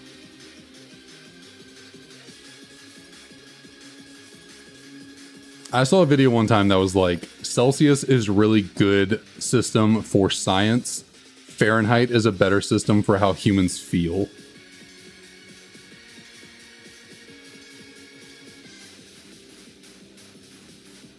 Like, you know, you say 100 degrees Fahrenheit, it's like, okay, that's hot.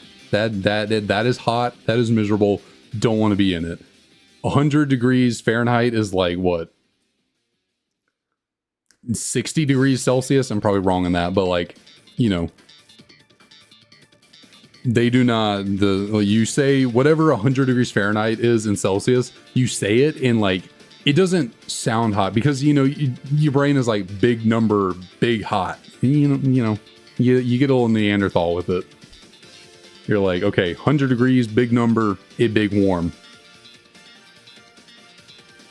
You say, you know, 32 degrees Fahrenheit is like, oh, lower number, close to 0, big cold, you know?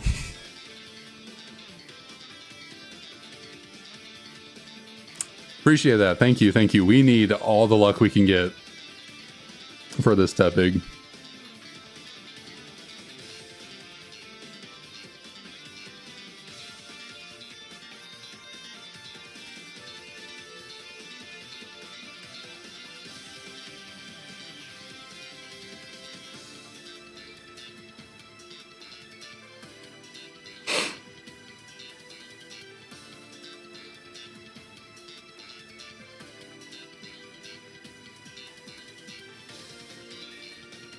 Well, and then what was I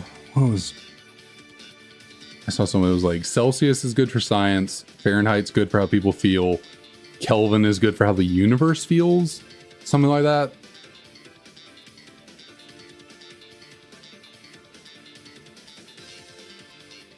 Or I know it's like, okay, how the universe feels versus science, like what's the difference? I'm probably not saying the metaphor or whatever someone used, but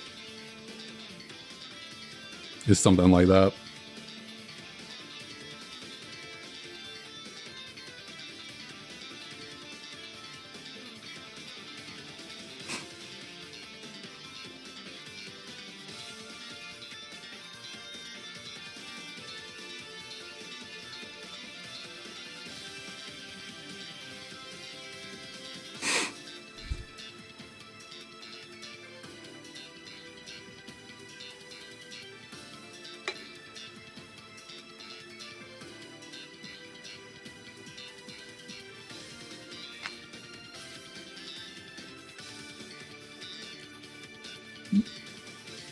Would you rather permanently experience life at 20 degrees higher or lower?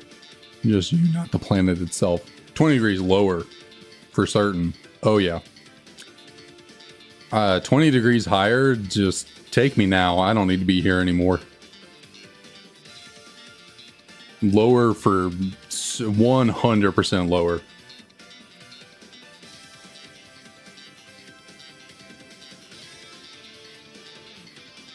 At least, you know, for where I live currently. If I was living in, you know, the freaking northernmost point of Canada where it's just ice, like all the time, just snow everywhere, always cold, basically, yeah, the answer would be different because 20 degrees lower there is extremely cold. But like here, 20 degrees lower at our coldest is like still above 0, so might not be pleasant, but it's not It's not anything insane. Whereas 20 degrees hotter here, yeah, no, thank you. Not one bit.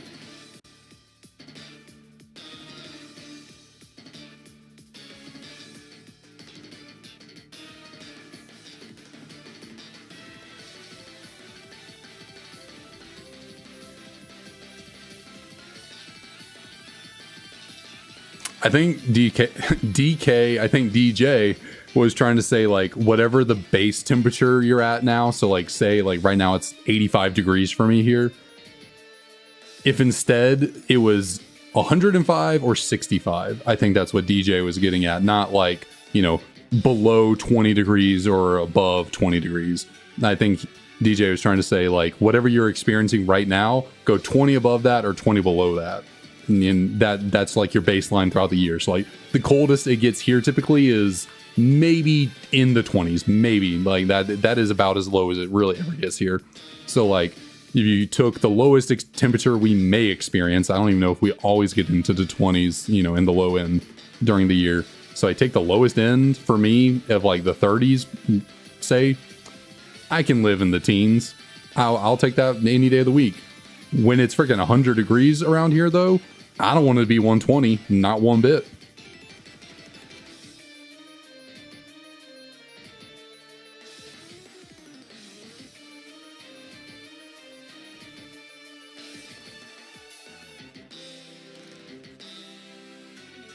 My stance on it has always been I can always put on more layers to warm myself up. I can only take off so much to cool myself down.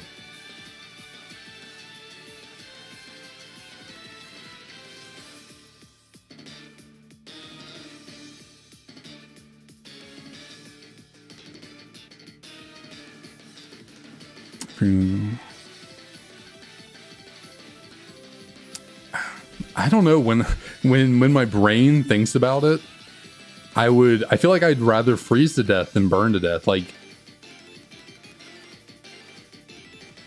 being set on fire sounds just like the worst. Or at least maybe when you mean burning to death, you mean like burning to death in the world, like in the sun, or just like, you know, literally being set on fire versus being like, you know, frozen in a block of ice.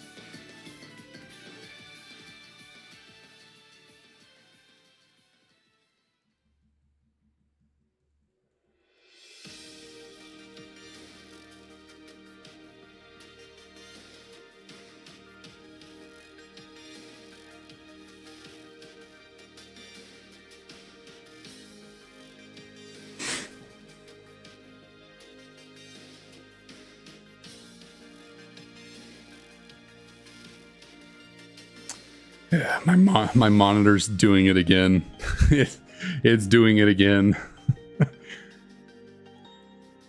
It's got to be. It's definitely the work of streaming that's doing it. Like it's got to be that, because my monitor does not go out when I'm not streaming. So yeah, something about this laptop just yeah.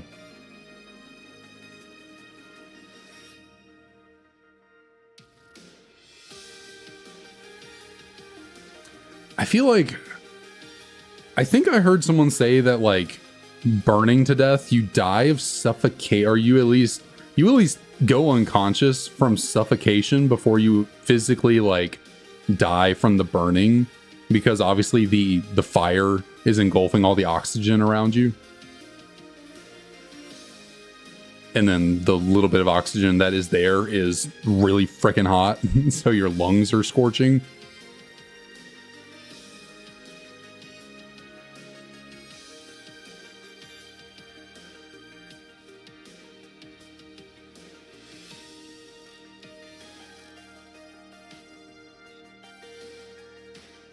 Unfortunately, I don't think reverse jinxes work. I think I'll just anger the universe more, and it's like, oh, you want to taunt me like that? We'll make it go out for good. So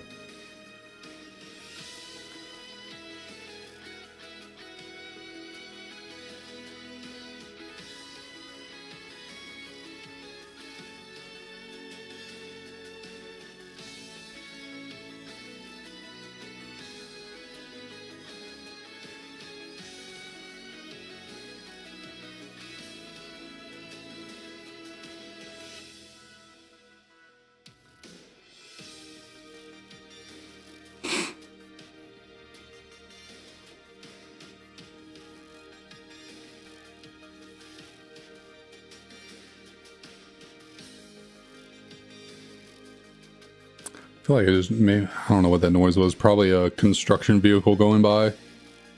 That's where I just heard it sound like a really loud kind of like car noise coming from outside or something. Interesting. Oh, I can hear Ryder. I don't know if he's in the living room. Probably in the living room, not in the bedroom. I can hear him. He has like dreams. Leo never really does this.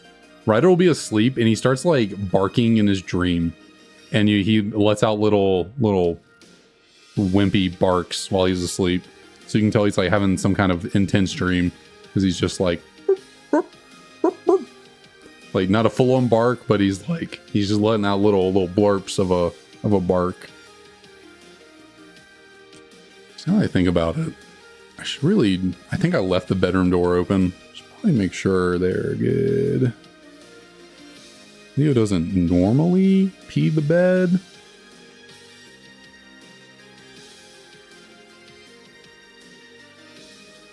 Oh, nope, they are both in the living room. I think they're both staring at the camera. Did they know I was talking about them or something? Or did they hear something else and they're at attention? I don't know. Ryder must have woke up from whatever was bothering him.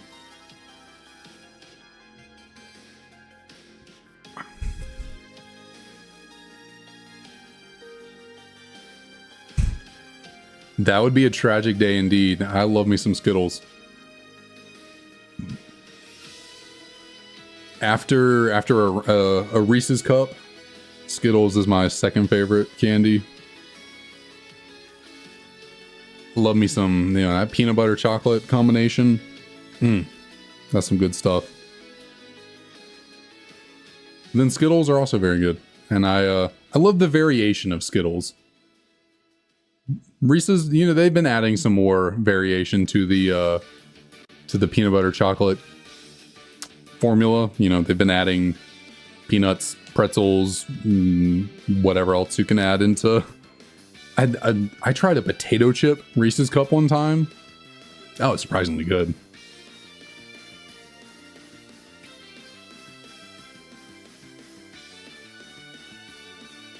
Yeah, but then I do like regular Skittles are definitely really good. I like the purple bag. I forget what the flavoring of that is. I like the purple bag Skittles the most. Those are the top for me.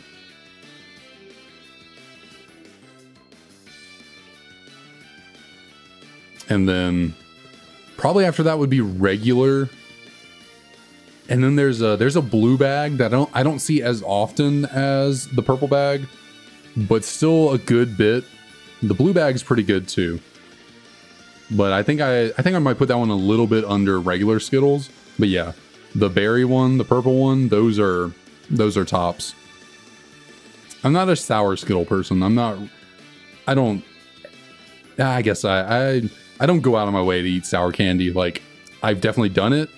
Don't mind it as much. Like, don't really mind it. Don't love it. It's just kind of like, something I'll do occasionally, but not really. It's really more so out of like, someone provides it, and I'm just like, oh, sure, yeah, I'll do some sour candy. Why not? But I don't go out of my way to buy sour candy.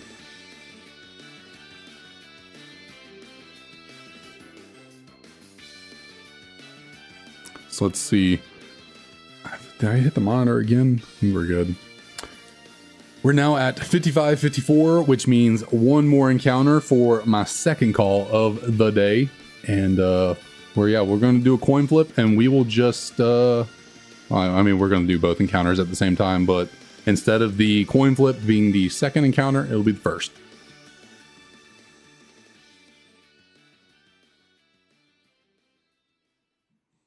I think it's a light blue bag. I don't know if I've ever seen a dark blue bag of Skittles. It's like a really light blue bag of Skittles, like a baby blue, powder blue, whatever they call it.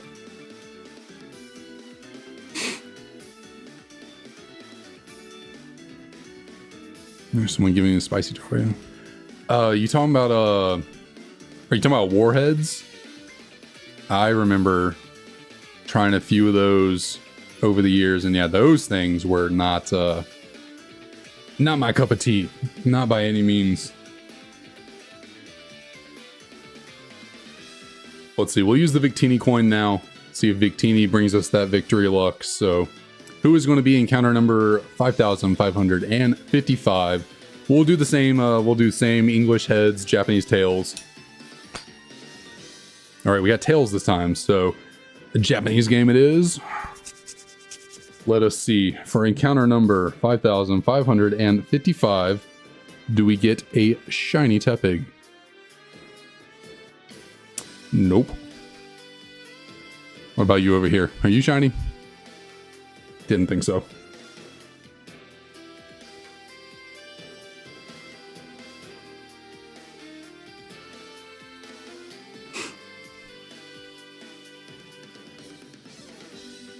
Kind of want to go down a little bit. We're gonna bring it down.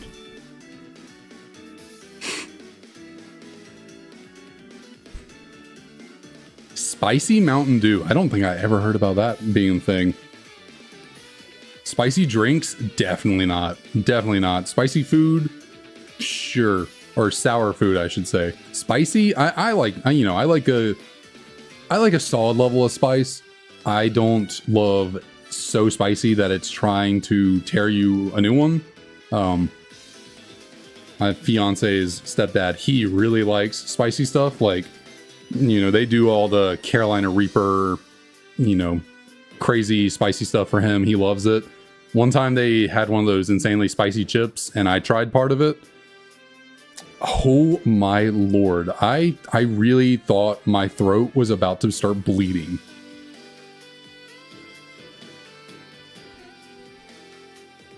So when it comes to spicy drinks, definitely not. Definitely would not be doing anything spicy in the drink department. That sounds horrific. Because unlike food, you know, you can control what part of your mouth the food touches. A drink, that's everything. that's your whole mouth. So no thank you.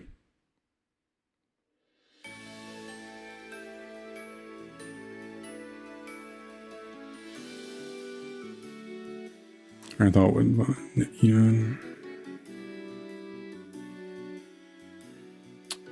I never really thought about it that way. Yeah, Unova is based on America, but yeah, Embor is like a, you know, a shogun.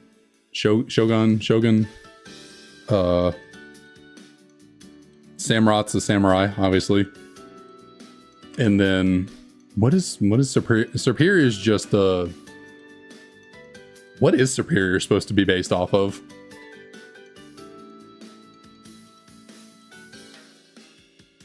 It's like kind of like a royalty type thing, but it doesn't really feel Japanese.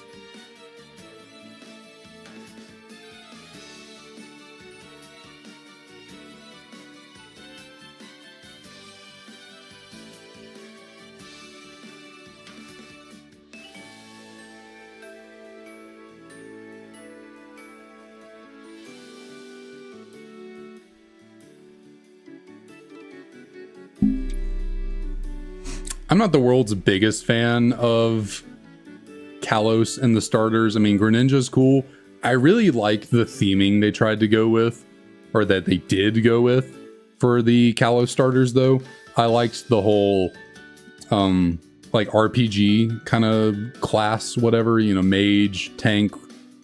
Was Greninja supposed to be rogue? I know it's a ninja, but like, I kind of liked what they were kind of going with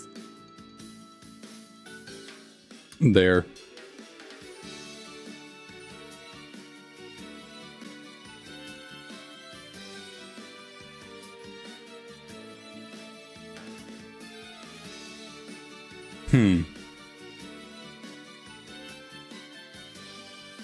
Yeah, I'm not sure. Yeah, that is interesting that they came up with very Asian inspired starters for the region based off of the US.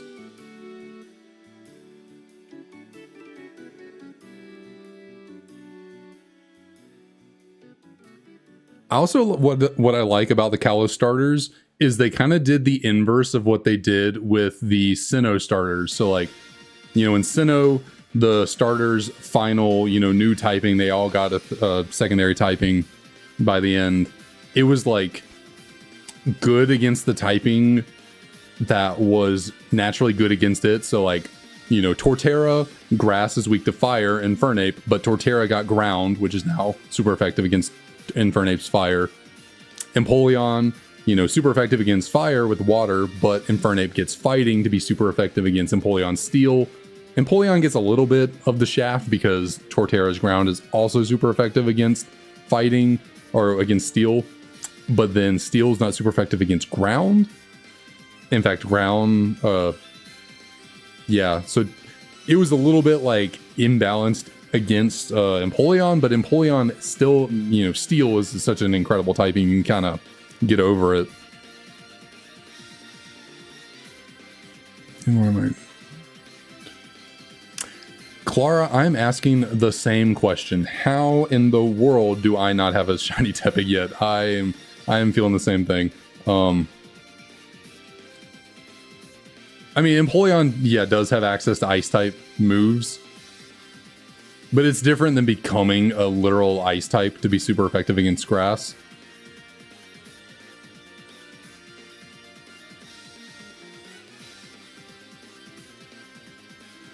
But where I was going with that, in Sinnoh, they kind of did the whole, the new typing is good against the typing that was originally good against you. Kalos just doubled down on the good. So like, grass is good against water. Well, Chestnut got fighting.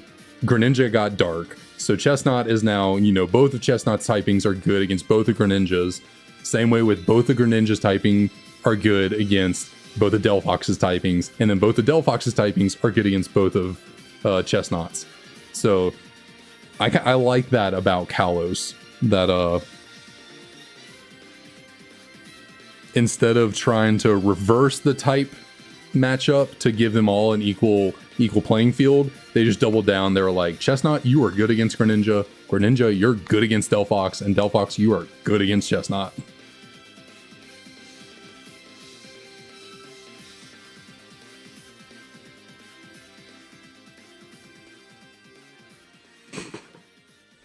Now, there's no reason to make me feel bad for not having a shiny Tepig. I can't help it. It is out of my control. There's nothing I can do but grind, but spend time pressing the A button. And one day I will have the shiny Tepig. You can count on that. One day it will happen.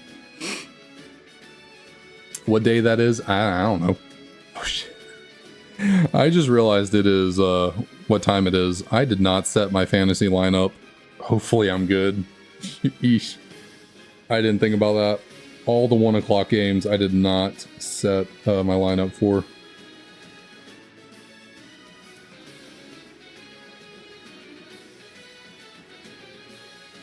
Was there anyone that I should have put in that I did not? Actually, no, we are all good over here on this one. Okay, so that league at least is okay. What about this other league? Is there anything anyone I should have put in?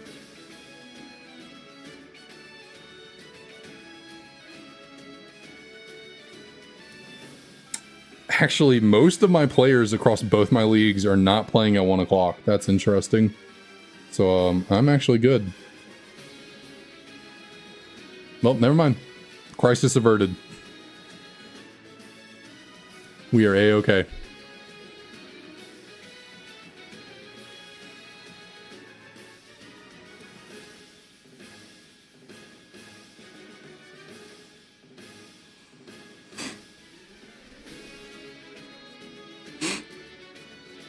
Yeah, I've considered...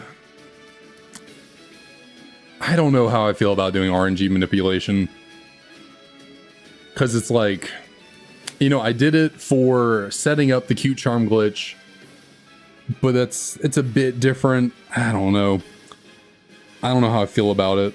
Part of me is like, okay, it'll allow me to not spend an eternity on doing this, but it also takes a little bit, not even a little bit. It takes a bit, it takes the joy out of the hunt You know, instead of when we're done with this, I can sit back and think, man, I really, we spent the time, we grinded it out, we got those shinies, the living dex is complete. Instead, I'd just be sitting back like, okay, well, that took a few months of RNG manipulation, we got all the shinies. There was no joy involved, there was no like, oh my god, we finally got it, holy shit. So I just, yeah. Part of me still kind of feels that way about the cute charm glitch, because the cute charm glitch is, it's speeding up a lot of those hunts as well, but it feels a bit different because, I mean, you still have to look for them. There's still no guarantee, even though it's a very increased chance, and it's not all the Pokemon, it's just a chunk of them. So, like, that one I can live with. It's a fun thing to explore. It's a fun part of the game to explore.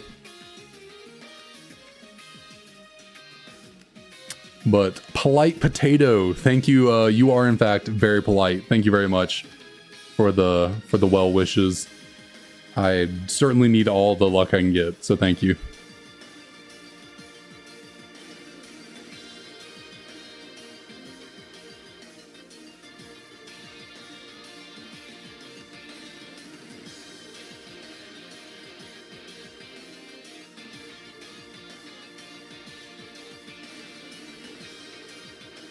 Oh, man. Yep. If I remember correctly, I think you were the first person to join, and or at least you were the first person to hop in on the live chat, if I remember correctly. Farah, you were, I think, the first person to say anything in the first live.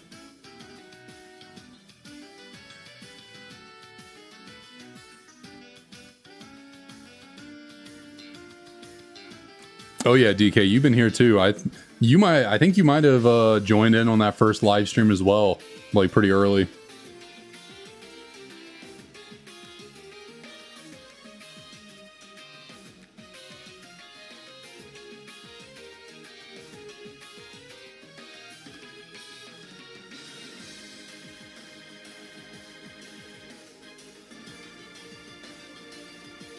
Well, DJ, just make sure it's not your last.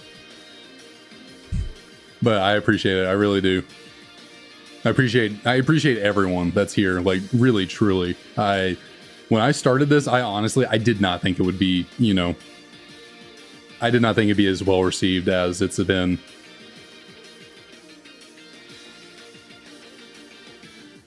I thought I'd just be sitting here on my lonesome listening to some music for a bit and just throwing out encounters. So I really appreciate everyone dropping on in, giving me some entertainment, some distraction from all the resets.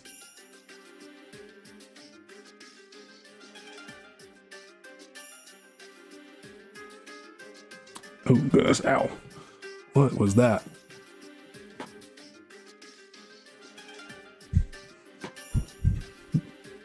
I had to adjust there for a second.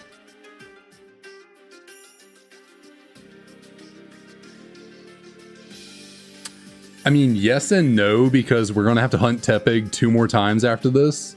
Now, they're going to be, Masuda method breeding for eggs hunting, not soft resetting. But once we get this shiny Tepig, this is not the last of the Tepig hunting, because we still got 2 more members of the evolutionary line to get.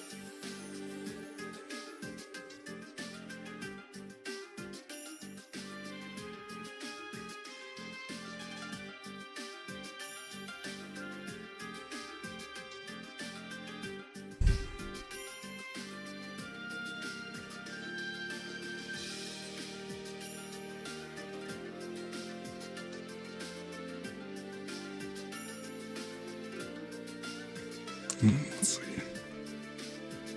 I'm going to do the reset here, and then if y'all don't mind giving me just a few minutes, I'm gonna go check on my dogs, make sure they are good and situated. I'm probably gonna take them outside, just make sure they don't have to go to the bathroom, so I'll be right back.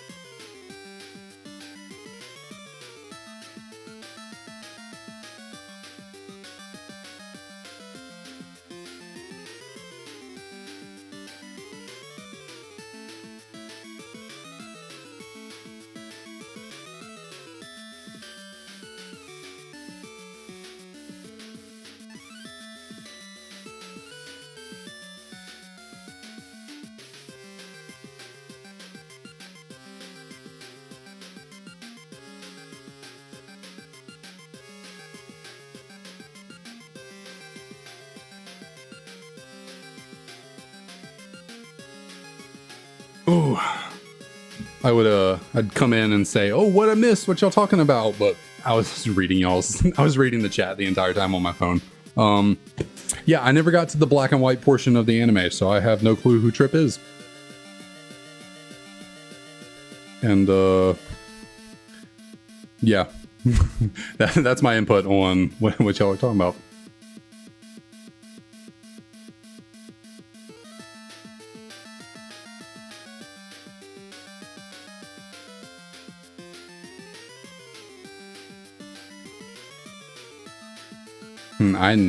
I honestly never knew that was a thing. I definitely heard about Pikachu losing to Snivy early on. I did not know anything happened with Zekrom and Pikachu having electric moves taken away. I've never heard about that. Also, I took these little guys outside. They didn't go to the bathroom. They just laid around. They were just like, ooh, the sun, nice. So, hopefully they're good. They did not seem urgent in their need to go to the restroom.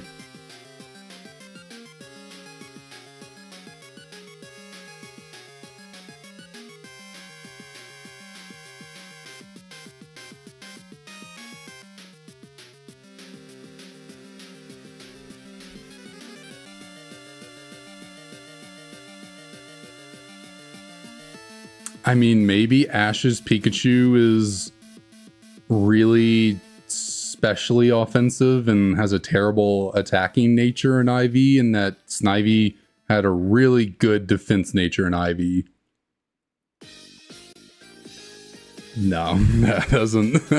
No, that doesn't. That Pikachu should be level 170 by that point. And that Snivy should be like 10 at max. If that.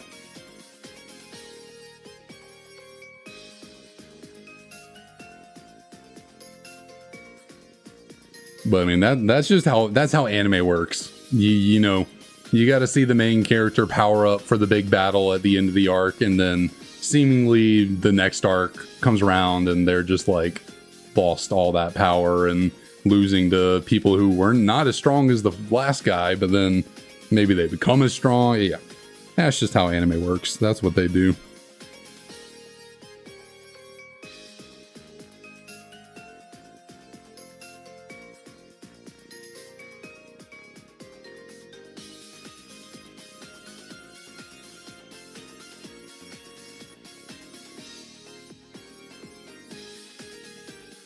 I mean, is Leaf Storm not an egg move that Snivy could learn? You know, maybe that Snivy was competitively bred. Did we ever consider that?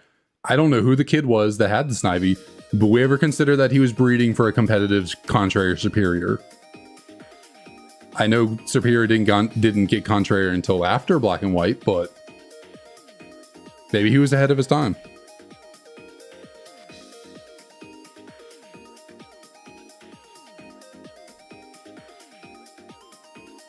Maybe that was a 31 across the board IV Snivy with a modest nature and egg moves. I don't know.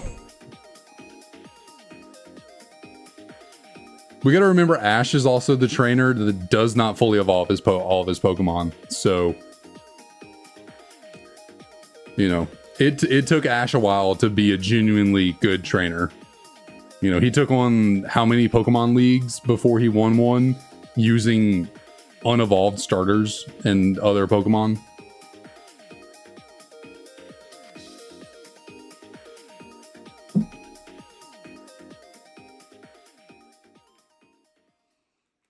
Like a kid that couldn't even get Bulbasaur or Squirtle to evolve once, maybe he's not the best trainer in the world, at least, you know, for a minute. Once he got to Kalos, he seemed to turn it around and figure it out, but up until that point, Ash was lacking a bit in the skill department.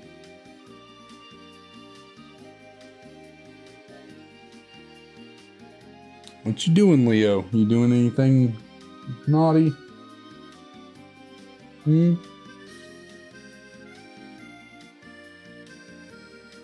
What's up? What you sniffing around for? I don't like that.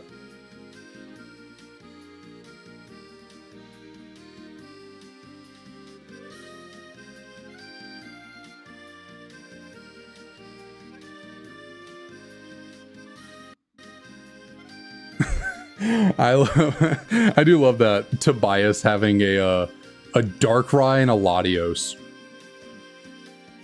Why? Other than just giving Ash a reason to lose. Why did that dude exist out of nowhere with a mythical and a legendary? Or two legendaries, however you want to call it.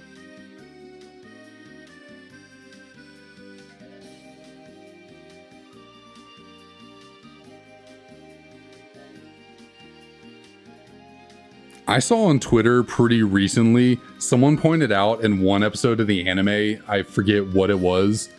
They were somewhere or something where a bunch of trainers were around, and there was like a dude randomly with a Heatran in the background. Like there was just a dude chilling, standing next to a Heatran. Just like, yeah, that's my Heatran. What about it? Like, where did that come from? Who is that guy?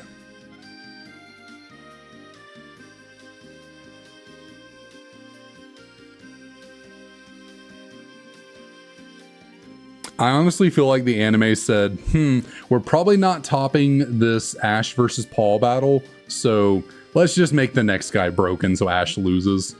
Because we can't have him go win the championship and then it's less exciting than him beating this random kid. Or not a random kid, his, rival for that arc.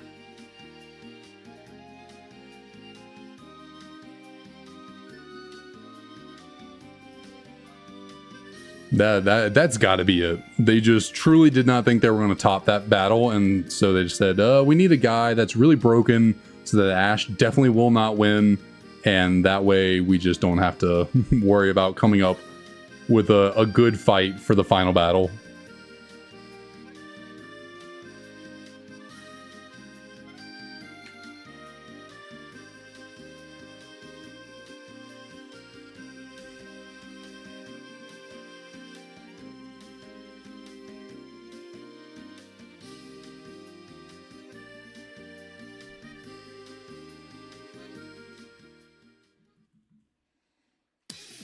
Talent. What's the difference? I really don't remember about the anime. What's the difference between the Elite Four and Cynthia and the Pokemon League? Because like obviously when they go and do the League Challenge or whatever at the end of whatever arc, Ash isn't taking on the Elite Four and the champion. He's fighting like other people. So like, and then I guess when he wins Alola. I don't know who all he fights going through to winning the Alola League. How does that work? If there is an Elite Four and a champion. But also, like, do you have to take on this other Pokemon League thing in order to get the qualification to take on the Elite Four and the champion? Like, how does that work?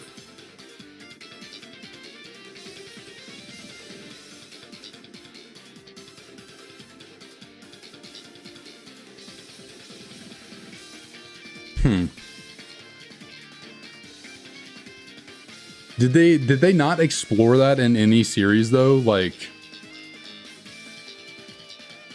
or at least with Ash, because he lost in Kalos to Elaine. So, but that was the final, right? He lost the final to Elaine, so Elaine got to go on and take on the Kalos Elite Four and Diantha. Obviously, I don't think that was, not that I know of, that wasn't explored. You don't see that. And then when Ash beat Alola, I mean, did Ash have to fight the Elite Four before taking on Kukui to be the champion of that one? I don't remember that being a thing. Like, did he have to? Or was it because, like, Alola technically didn't have a Pokemon League? Per the games, the Pokemon League just started up by the end of the story. So like in Ash's case, was there no Pokemon League or no Elite Four and champion, I mean, to take on? So when Ash won the Alola League, that was just like the end of it.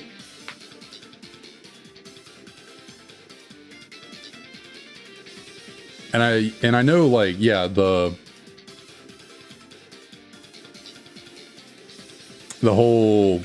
Generation 8 thing was the Pokemon Masters tournament where Ash and all the other champions like came together and battled, but like that was a different thing than like the regular Pokemon League champion thing. That was its own special like Champions Cup kind of.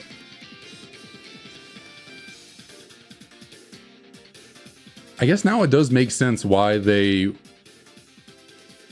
waited until Alola to have Ash win the Pokemon League, because there was no Elite Four and champion for Ash to take on. So it was just winning the Pokemon League was the, was the peak. Whereas in the other games, if he'd won the Pokemon League, then you would have had to continue it onto the Elite Four and champion. And then obviously you just let him beat all the other champions for the, Masters 8, whatever it was called. I guess that does make it. I mean, I doubt they planned all that. They obviously did not plan all that out when the anime was airing, back in generations 1, 2, 3, 4. But it worked out, I guess.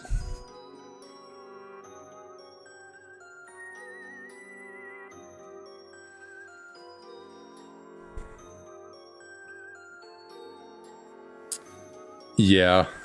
It isn't. That is interesting. How would Pikachu only be level 59 by Black and White? I mean, I guess when you look at the entirety of the series, Pikachu doesn't do that many battles to be like level 100. Like, he does a lot. He doesn't win all of them either. I guess I can get Pikachu not being all the way up there, but interesting. Even still, a level 59 Pikachu should not be losing to a level 5 Snivy.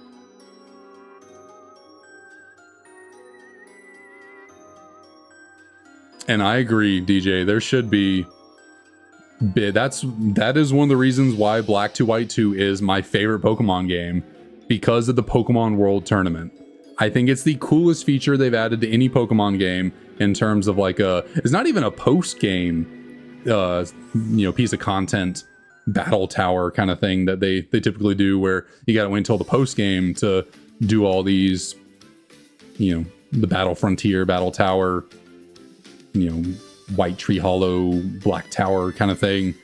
The Pokemon World Tournament is just open to you once you unlock it for the entire game. And I think that's really cool that you can take on all the past gym leaders, past champions.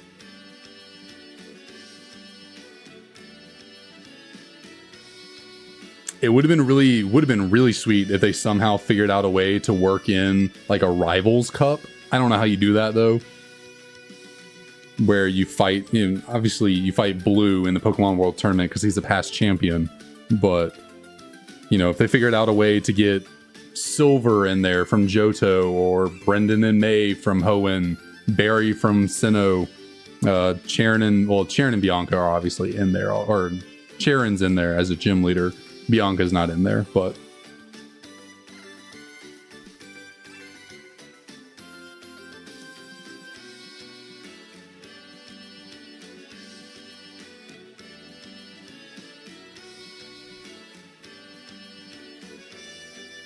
what I like about the Pokemon World Tournament is that, like, one, you never know exactly what team the person you're going up against is going to bring.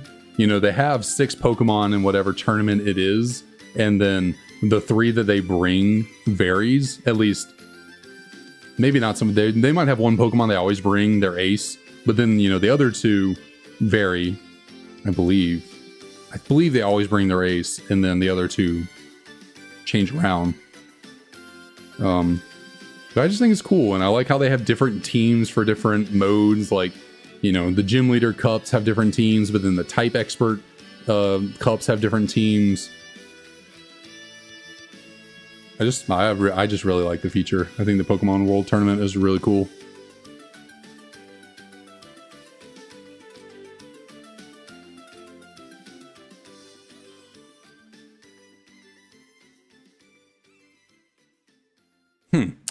That is, I mean, if Matt Pat figured it out, in Matt Pat I trust. So, yeah, I guess that Pikachu was in fact level 59.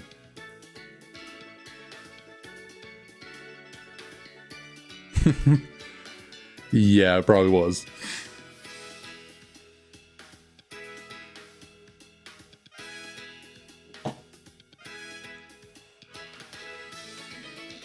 Even in Pokemon, sometimes you gotta have the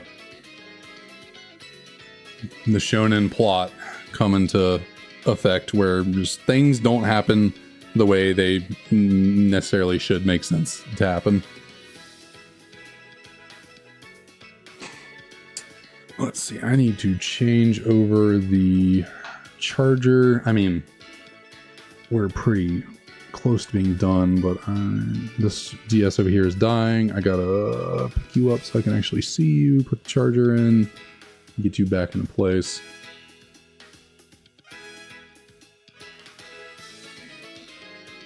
I can see well enough at the screen. Gotta get this all situated.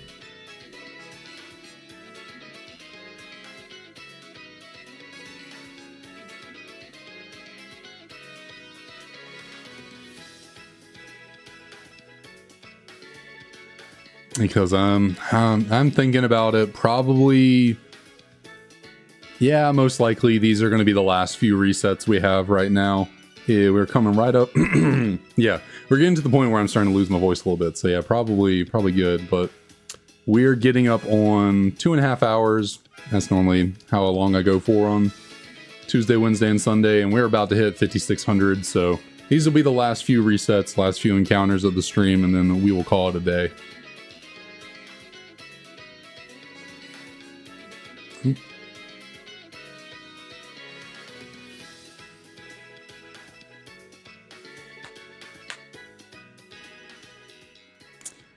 And it is unfortunately looking like another day, another failed attempt at getting this Tepig, but so it goes, so it goes.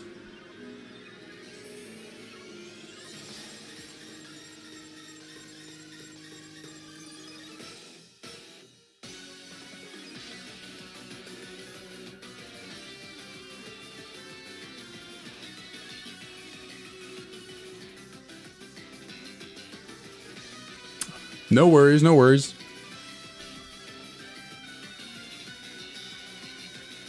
Anytime you can, you know, drop on by and say hi, even if it's just for a few minutes, that is all good with me. I do not mind.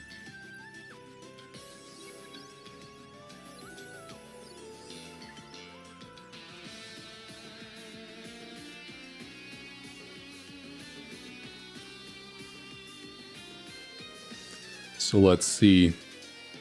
We got 2 female Tepigs. I feel like that's happened a lot today. Normally that's like maybe a once per stream kind of thing, because I mean 12.5% chances, pretty low, but I feel like we've been getting a lot of female Tepigs today. So we've called since the beginning a shiny female. So I'll check. We'll check this DS first. Do we got a shiny over here? No, we do not. How about over on yonder this way? Not a shiny. But we got two more Tepig. Can you shine here for us on the last 2 of the day? Bless us with some last encounter magic. For anyone that wasn't here on Friday, we opened some packs of Pokemon cards. You know, Kevin has been joining us for the streams recently, has been wanting me to open some cards. I grabbed some for him. And on the last pack of the 6 that we opened, we pulled this beautiful full art secret, it's called a secret art rare, shiny Gardevoir card. It is, I'm trying not to get too close to my mic, but also get the card into camera well enough. Beautiful card. We pulled that last pack. Let's see, can we get a last encounter luck as well? We weren't able to pull it off Friday, but maybe today is the day for the last encounter luck.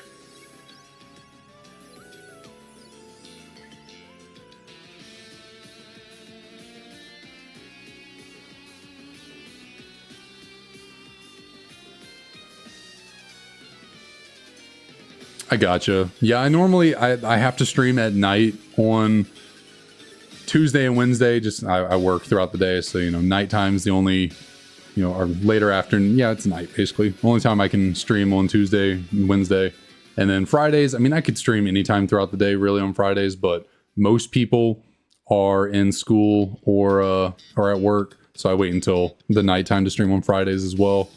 And then Sunday's really the only day we do a more early stream, like now. Let's see. Shiny Tepig. Pokemon Quetzal. I have not heard of that one either. I am well behind on the ROM hacks. I've heard of Rejuvenation. That one I have heard of. But let's see. We'll no coin flip for now. We will just see, are we going to be blessed with a shiny Tepig here right at the end? The first one is a no-go, but encounter number 5,600. Once again, we end a stream with no shiny Tepigs. So, yeah, we will be back on Tuesday yet again looking for the pig. And, yeah, hope everyone has a great week up until then. Hope the rest of your weekend goes well. Mr. Who, thanks for dropping on in. Currently hunting Finnegan and X for a shiny only playthrough. That is sweet. That is awesome. Good luck to you on that. And yeah, hopefully see you around next stream. Unfortunately, Mr. Who, we are dropping off right here. This is where we end. But again, thank you all for coming on by. Always appreciate it. And I will see y'all on Tuesday.